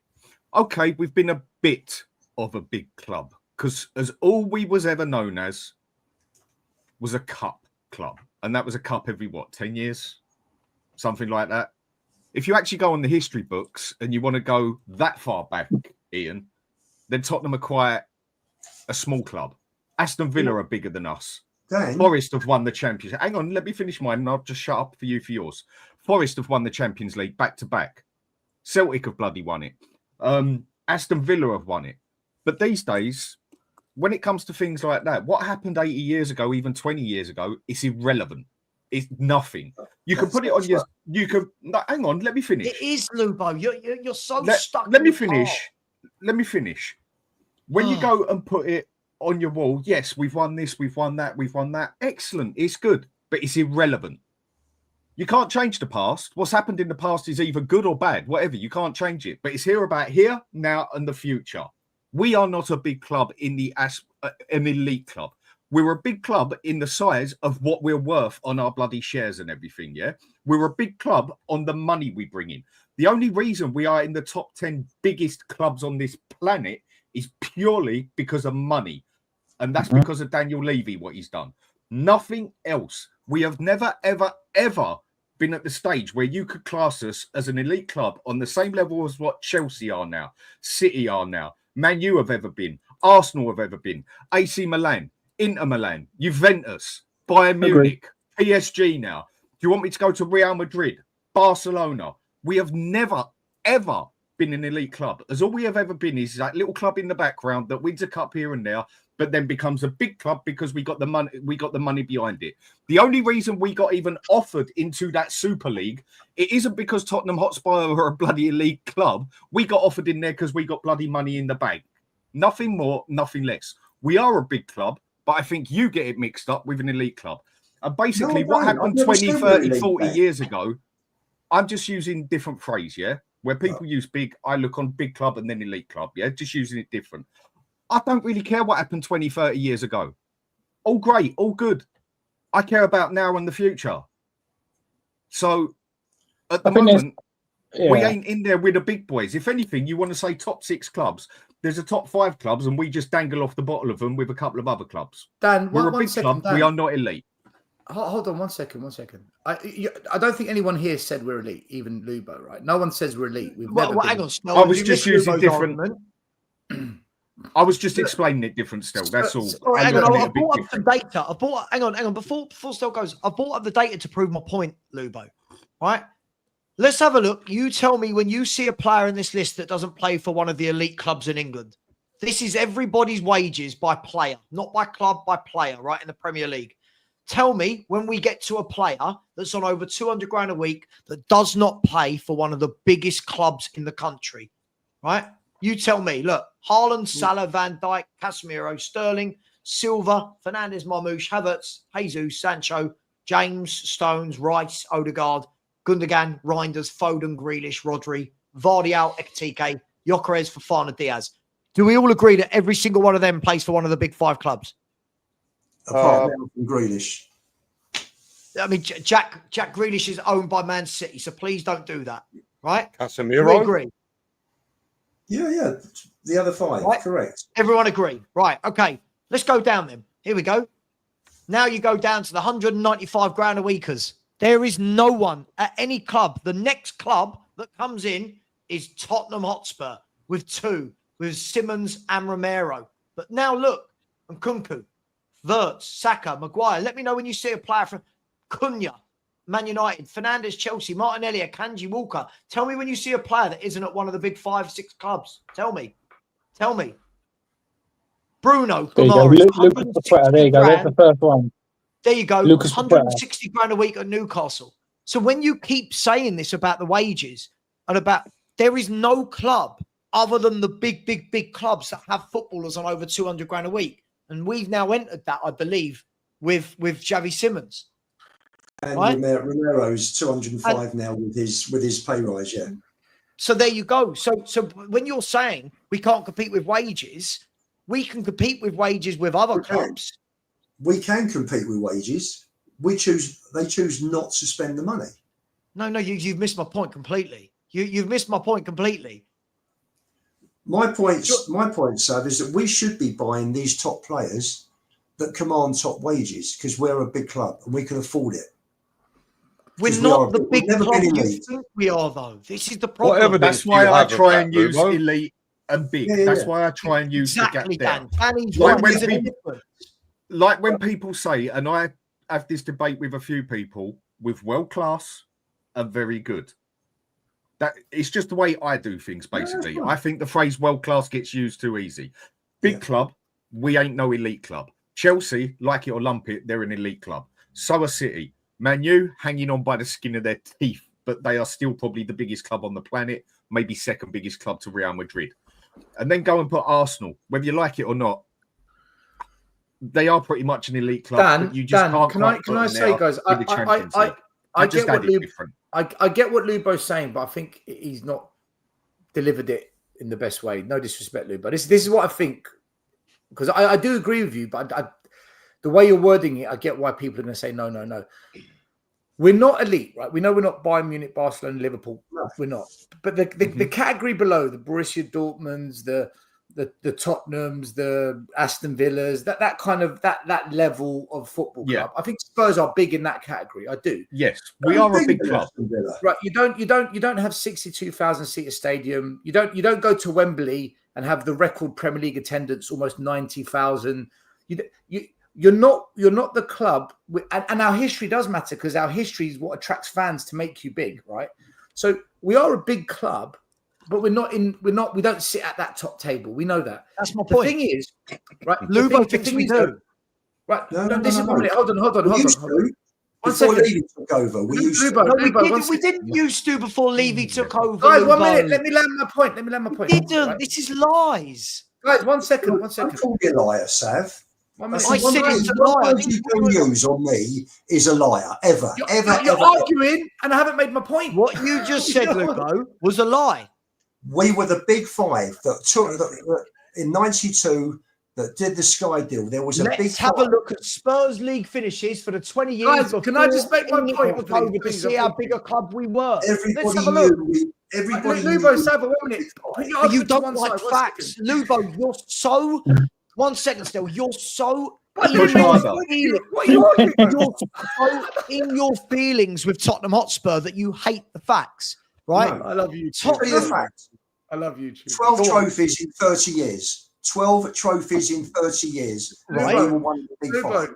Lubo, can I make my point? Because it'll back you up a bit, right? Just bite your tongue, right? Since 1900, Spurs have averaged a trophy every 5 years, right? That's not bad. It's not amazing, but it's not bad. Sure. No. What I think for the size of club we are, the money we generate, the size of that stadium, I think we all agree here, we should be having a lot more players of a better level. Maybe not at the 200,000, but that kind of 180, 190 bracket. It shouldn't just be fucking Romero and Simmons there. We should be getting more of that caliber that will come to us, but we don't pay the wages to get enough of them ones. I don't expect us to get the 200,000 plus players, not yet. But I do expect us to be attracting more of that 170, 180, 190 player. We don't know. We end up with the like Aston Villa do basically still. Yes. That is where we are basically. Spurs I agree with what you've just pushing said. the boat out more than what they do. That's where I agree with Lubo. But I don't think we can compete with the 250,000 a week and all that. Still, I don't disagree with the way you've put it. But the problem is, Lubo talks like we are Man United. The way he talks, look at this, right? Listen, Lubo. Lubo, everyone's just sat there and seen you go. We are massive. We are a massive football club before Enoch took over. All right, here's the facts. Right? Before Enoch took over. You don't get it. You don't get it. You were born in the 80s. You don't get it, Sav. You just don't get it. I don't get it. You just don't get it. If you'd have seen and lived through the Spurs of the 20, 30 years before you started watching them, you'd understand what I'm saying. Not your fault. I'm older than you. You've got a longer life to come than me. Good for you. Excuse me. You're using the 50s and 60s to put my facts down. 70s, 80s. So sorry, you said 30 years. You said people used to stand outside and queue for a ticket from 2 in the morning. You said 20, 30 years before I was born. 20, 30 years before I was born was the 50s and 60s. Which one is it? Before you started watching Spurs. To be fair, if you take the 1930s away, Arsenal lose about 12 trophies, I think. Sure, right. So, Lubo, this is the problem. Nearly every argument you have is what was happening in the 60s and the 70s. I get it. So when you tell people, I love it when you tell people this, you don't understand. Lubo, the fact... You haven't seen it. Oh my God, let me finish a sentence. Lubo, the point is what you saw was 60 years ago. It wasn't, Stel. It wasn't. My name's Savva. What you saw... 30 plus years ago. No, it wasn't. No, it wasn't. 30 years ago, Lubo, I don't know how old you think I am. I know I look good for my age. 30 years ago, I was a Spurs season ticket holder. So when you're going, you didn't see it. Yes, I did. You're not the only person to support Spurs, right? The problem is, Lubo, your facts and your memories don't align. Memories and facts aren't the same thing. Here is what you told me. We were one of the biggest clubs in England before Levy took over, right? That's right. Levy took over in 01, yeah? Yeah. Here you go. Stats. Right. That's all you know. It's all you know. Hang on. But you're saying, no, Lubo, let me finish.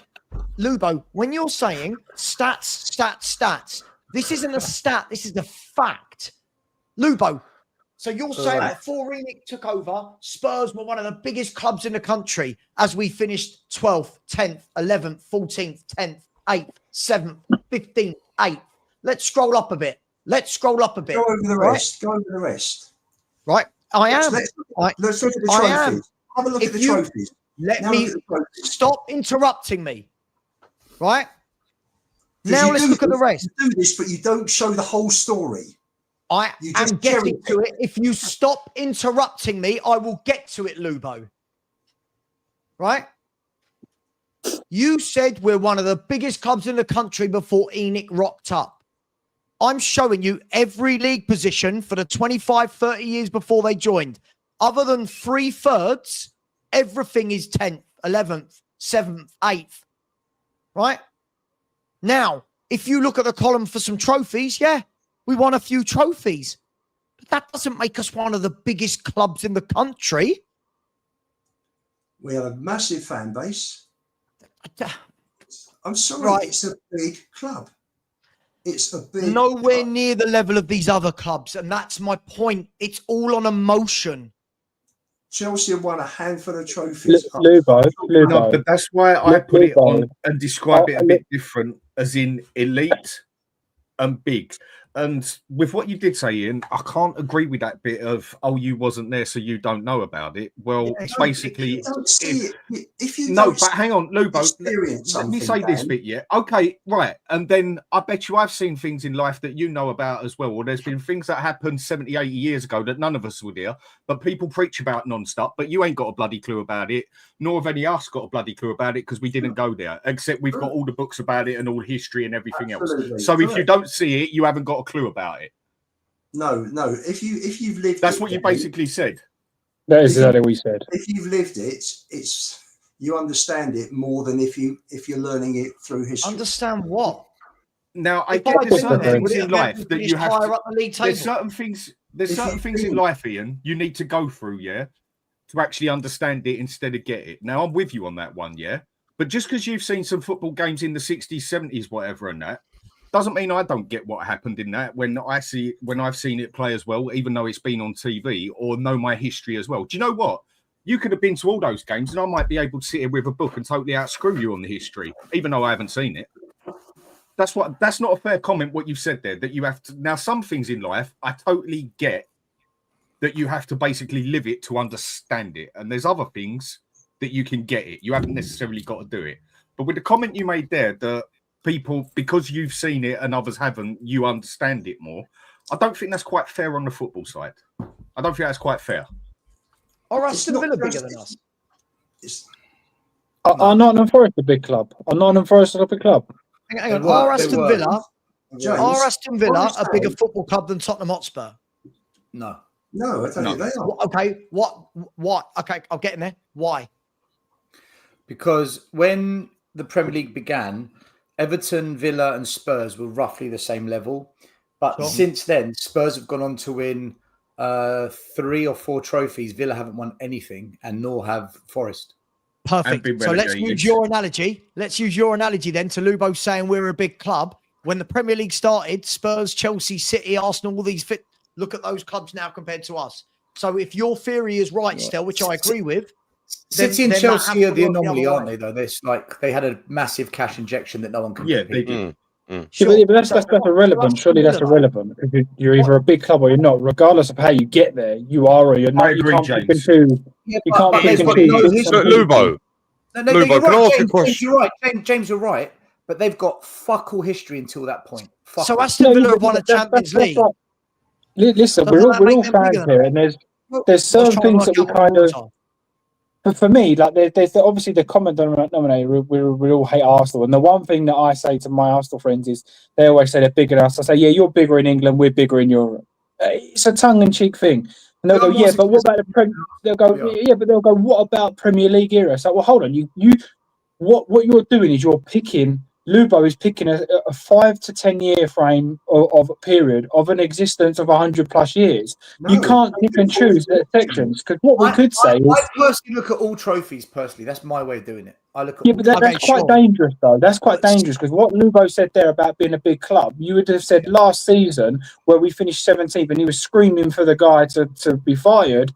He gave us more success in that season than we've had in the last 40 odd years. I know, not you, Stel, so I know you're not. But Lubo is preaching to the choir there, was in slamming our worst ever season and the worst ever manager and blah blah blah blah blah. But they gave us our best ever memory in 40 years. So because they didn't see sustainability with that. That's what it was. They didn't see sustainability with it. Stel, can I ask you a question? Stel, can I ask you a question? Just looking at Aston Villa, by the way, and I'm not saying they're bigger, but I'm just trying to go by Lubo's rules of how you rank a football club. Aston Villa have won 7 league titles to our 2, right? They've won 1 European Champions League to our 0, and they've won 12 domestic cups, the same as us. Why are we bigger than Aston Villa according to Lubo's rule? How many European trophies have they won, like Europa Cup, Cup Winners' Cup? Right, so but this is what I mean. So we can dice this up whichever way we want, right? I'll bring it up. Here you go. And I'm only going to go for another 5 minutes. That's a very bit of fact. Right? That's a bit. Let me just answer that one bit. Hang on. I want us to land on a point. We keep, look at this, right? So if you actually look, Tottenham have 2 more trophies than Villa, and the only reason we've got more trophies than Villa is because we've won more Super Cups. Now, the Super Cups, if I'm not wrong, are things like charity shields. If I'm not wrong, right? So like if you look at that, against PSG, right? So if you look at this, right, Villa have won more leagues, more Champions Leagues, the same number of domestic cups. So if an Aston Villa fan was to come on right now and argue that they're a bigger club than Tottenham, how could we really say they're not? Now, if you go by history, do you just use? Thank you, Dan. Do you go by history? Are we going by Premier League era? This is the problem with Lugo's theory of history, is that Aston Villa are nowhere near that club that win league titles and Champions Leagues anymore. But to me, it's here and now, Savva. Hold on. That's my point, Dan. I'm agreeing with you. Can you scroll down? Because where it says Super Cups, it says D and E. Can you scroll down and tell what D and E stands for? Super Cups, D and E. If you look at Tottenham Hotspur, the trophy row, if you go across to Super Cups, there's a small D next to the 9. What does that D? Okay, Tottenham have won. Sheriff additional. Okay, it says charity shields. Okay, right, there you go. And people grill Arsenal for the charity shield for adding it onto it. For me, when it comes to it, guys, no. Aston Villa are more successful than us in proper trophies. But we are now a bigger club, because at the end of the day, it matters about now. It matters about money. You make a fair point. If it's on trophies, listen, I did say Villa, Everton, Tottenham were roughly the same before the Premier League. Yeah, I agree. If Villa have won more trophies than Spurs, then yes, I would say they're bigger than Tottenham. However, if we're gonna, because everyone's got a different metric, mine's just trophies. If you're gonna factor in fan base size, stadium size, and all these other factors, then we are bigger. Then we are bigger. So it depends how you. I guess Stel, each fan's got their own version. Stel, that was my point before Lubo started losing his mind about things that happened in the 60s and 70s. This is my point. We can all sit back and look at history, but right now, let's be fair. If my man Wolfie jumped on stream, and it's not going to happen because I'm literally ending the show in a few minutes because I'm going to the airport in about 5.5 hours. If Wolfie jumped on stream now, there's 1,300 people watching this show at the moment. By the way, you are absolute frauds, you lot. There are 415 likes and 1,300 people. If Wolfie jumped on stream now, Stel, and sat here and went chest out, Nottingham Forest are a bigger club than Tottenham Hotspur, every single one of those 1,300 people and everyone on this panel would say what? How many trophies have you won? We'd all sit there and go, no, you're not. No, you're not. No, you're not. But what he would do is what Lubo just did. He'd go, look at those 2 stars. Look at those 2 stars when we won 2 Champions Leagues, or you know what I mean? And this is the danger with, if you keep going back to the 60s, the 70s, the 80s. Which are irrelevant now. We could argue that you could take that all the way back. Not relevant. No. You could take that all the way back to different decades where I'm sure Preston North End were the biggest team in the country. How many trophies have Spurs won, out of curiosity? You could argue though, if we're all basing everything on what we're saying, and trophies is the be all and end all, we could all say, well, Leicester are a bigger club than Tottenham in Premier League history. Sure. So this is why I think that's why for me, James, is irrelevant. History is irrelevant. It's not relevant for me. A big club. It's all getting the point over. You go by your history, that's all good. But at the end of the day, history's all good. But here and now, and what happens in the future, what happened 10 years ago is irrelevant. It has got nothing to do with it whatsoever. No player is going to come to Spurs because we won the bloody title in 1960. No player is going to come to Spurs because we won the cup 5-10 years ago. In 3 years, 4 years' time, no player is going to come to Spurs because we won the bloody Europa Cup. So when it comes to it, history is a very big thing in life and everything, But when it comes to here and now and what happens in the next 3 or 4 years, the past 50 years of history is irrelevant. It has nothing to do with the future. I disagree. I think you're missing what I'm saying. Okay. You're not listening to what he's saying. He's not dismissing it. But he's saying I'm not dismissing it still. If Spurs rock up to a player, right? If Spurs and Man City both went in for a player right now, right? No player is going to turn around and go, God, actually, if you look at Spurs' history, it's better than Man City's. They're going to go. Well, they go to Man United because of their history, and they're in the mud. They're shit. They go there because of their history. Hang on. Hang on. But the difference is, Man U in recent history, whatever we think about them, have still got titles, Champions Leagues, FA Cups, League Cups. Yeah, in recent history, under their belt in recent history. No one is going to. No, let's say if Spurs rock up right now, and Man City rock up right now, let me just pluck a player out of the air. Kerem Adeyemi, someone that James wanted. If Spurs and City rocked up right now for Adeyemi, you think that Adeyemi and his agent are going to look back to what happened in Spurs' history to say, I know Man City have won Champions Leagues and trebles and they've got Pep Guardiola and Erling Haaland and I don't want to go there though, because in the 1970s, Spurs won the UEFA. It's not going to happen. Okay, so but then what you just said there backs up what Lubo said, because if you think about it, on average, Spurs won a trophy every 5 years. So there was some pull. For whatever reason, during Enoch and Levy's tenure, that's been decimated. So in recent history, which is this ownership, they've decimated any pull factor of us being arguing that point still. Right? I agree with that point. Yeah. I'm not arguing that. The point I'm making still is the fact of that, okay, if we want to say that history's got something to do with it, then let's bring it back 3 years. Yeah? Right. So in a year's time, we can, here and now, we can go on a bit of history of last year that we won the Europa Cup and we got in the Champions League. Going to Villa, man. Do you know that? Whatever happens, my point is, history is all relevant on history, yeah? And it's all good and lovely and everything else.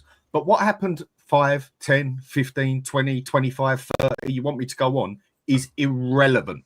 No one is going to come to Spurs because of what we've done then. Now, and when you say irrelevant, do you mean irrelevant in attracting players? Irrelevant to what happens in the future. Irrelevant to what happens now. Irrelevant to what getting players. Because everything is about to attracting players. I agree. What we did in the 70s means nothing to attract. That's what I'm saying. It's irrelevant. It is irrelevant to what happens now in football and what happens in the next year or two of football. What happened 50 years ago is irrelevant. What has it got to do? Can I add my bit then? I know you want to wrap up. I just want to add my one bit before we wrap up. Really need to wrap up. For me, a big club is success, so trophies, medals, whatever. Fan base. It does come down to stadiums. It does come down to profitability. It comes down to everything. It's not one or the other. Without that success, the fan base wouldn't have grown back then. And then, obviously, unfortunately, Lubo's not going to want to hear this. Without Levy coming in and turning us from what we did to now, we could potentially be a financial juggernaut. And Levy has a lot of good in that. So Levy could have took us from a mid-table club to potentially one sell away or an investment away from being an elite club in the UK or whatever. So you can't say that it was all irrelevant, because those trophies and winning. You missed my point on irrelevance. I'm not. I'm trying to get to our point now. I'm trying to kind of add it all into one. You're saying like those trophies back then won't make a difference to now because of like signing players. But if we didn't win those trophies back then, we wouldn't have had some of the players. Right. But what happens tomorrow, James, it's got no effect what happened 10, 20 years ago. Oh no, Sav, you ain't going anywhere, mate. Guys, I've got to do 11 super chats and I've got to wrap up. I've got to leave for the airport in about 5.5 hours. I've got to wrap up. It's not fair on my wife at this stage. Listen, love the chats. Next time Spurs are negotiating, just show them a picture of Bill Nicholson and hopefully the player will join the club, according to Lubo. Big up. Let me just quickly do these super chats really quickly. First of all, thank you very much, Blaine Dev. Massive super chat. Really appreciate you, my man. Said, bad performance, yes, but the meltdown from some fans today is honestly abysmal. Frank's an average manager. We should have kept Ange. Neither were tongue-in-cheek. What are we doing? Enjoy the holiday. Thank you, Blaine. I agree with you. I was starting to see people saying Frank out after 3 Premier League games and 1 defeat. It's kind of crazy that we're in that era, but it is where we are. Big up, Blaine. You are very appreciated as always. Big up to JG. So Jay's spot on. I like this guy. Have him on more. Listen, he's always invited. He's always welcome to come on. He knows that. Big up to you, my man. Big up to Saga, who said, hope Frank learned Johnson and Richie can't be depended upon. those first two games tricked him, and weak bench set this game up for failure. Unfortunately, the weak bench and Richie and Johnson, they're the players we've got at the moment, though. So whether they've tricked him or not, that's the players he's got. Big up to you, my man. Big up to Ayuso. It said Levy for Mayor, Johnson, Ballon d'Or race for top 4. Big up to you. Love that. D-Trix has come in and said, a bright thing Frank did today is not playing Gray. Well, let's be fair. We were atrocious, and Archie Gray's getting nowhere near the pitch. I told you, not going to get minutes. Should have gone out on loan. Complete waste of 40 million. Big up D-Trix. Big up A-User. Said, sorry, I disagree. There is only so much a manager can do. This is the same rinse repeat since the last X amount of managers. Level of team not there. I guess it depends on what your metric is. I think at the moment we're going to finish 8th, by the way. With no more players coming, I think we're going to finish 8th due to squad depth and not having enough attacking prowess. So big up to you, a user. Thank you. Della Spurs, thank you. I said this performance was not a surprise, but a matter of time. Pretty much of the same squad as last season. Fans are told to shut up and be happy with 2 good signings. Look at what Maresca got from Chelsea. Look, agreed. This is the point. It's, you know, and I disagree with a point James made a little while back, saying if we had been told we'd have this window at the beginning of the window, we'd be happy. Well, not when you consider we've lost Maddison and we've lost Son and Kulu's out injured for most of the season. No, can't just add 2 or 3. You've got to add 6. You've got to add proper players. Big up to you, my man. Big up Daniel Field with a super sticker. Really appreciate you, Daniel. Always in here. Really appreciate that. Big up to Blaine, who's come back in again. Thank you very much, Blaine. Said striker issue ain't new. Before, during, after Kane, we've signed Janssen, Soldado, Llorente, Richie, Solanke. The striker position has been a big problem for 10 years, guys, and no youth to replace it. Absolutely bang on. We just keep signing bang average strikers, and we keep getting a portion of the fan base that want to protect them. Big up to you, Blaine. You are too generous. Thank you very much. Big up to the last 3 coming in now. Big up to Tony. Really appreciate you. So Nico Williams at Bilbao makes 200 plus about it. Spurs at the level of a Dortmund, level big. I don't quite know what that means. Sure. I think he's saying we're the same size as Dortmund. Mm-hmm. Oh, I see. I get you. I understand. Well, look, the salaries are creeping up. Look at Romero. Look at Maddison. Now look at Xavi Simons. Romero. They are creeping up. But I'm not saying we can't pay more. But there are good players out there nowhere near 200 grand a week.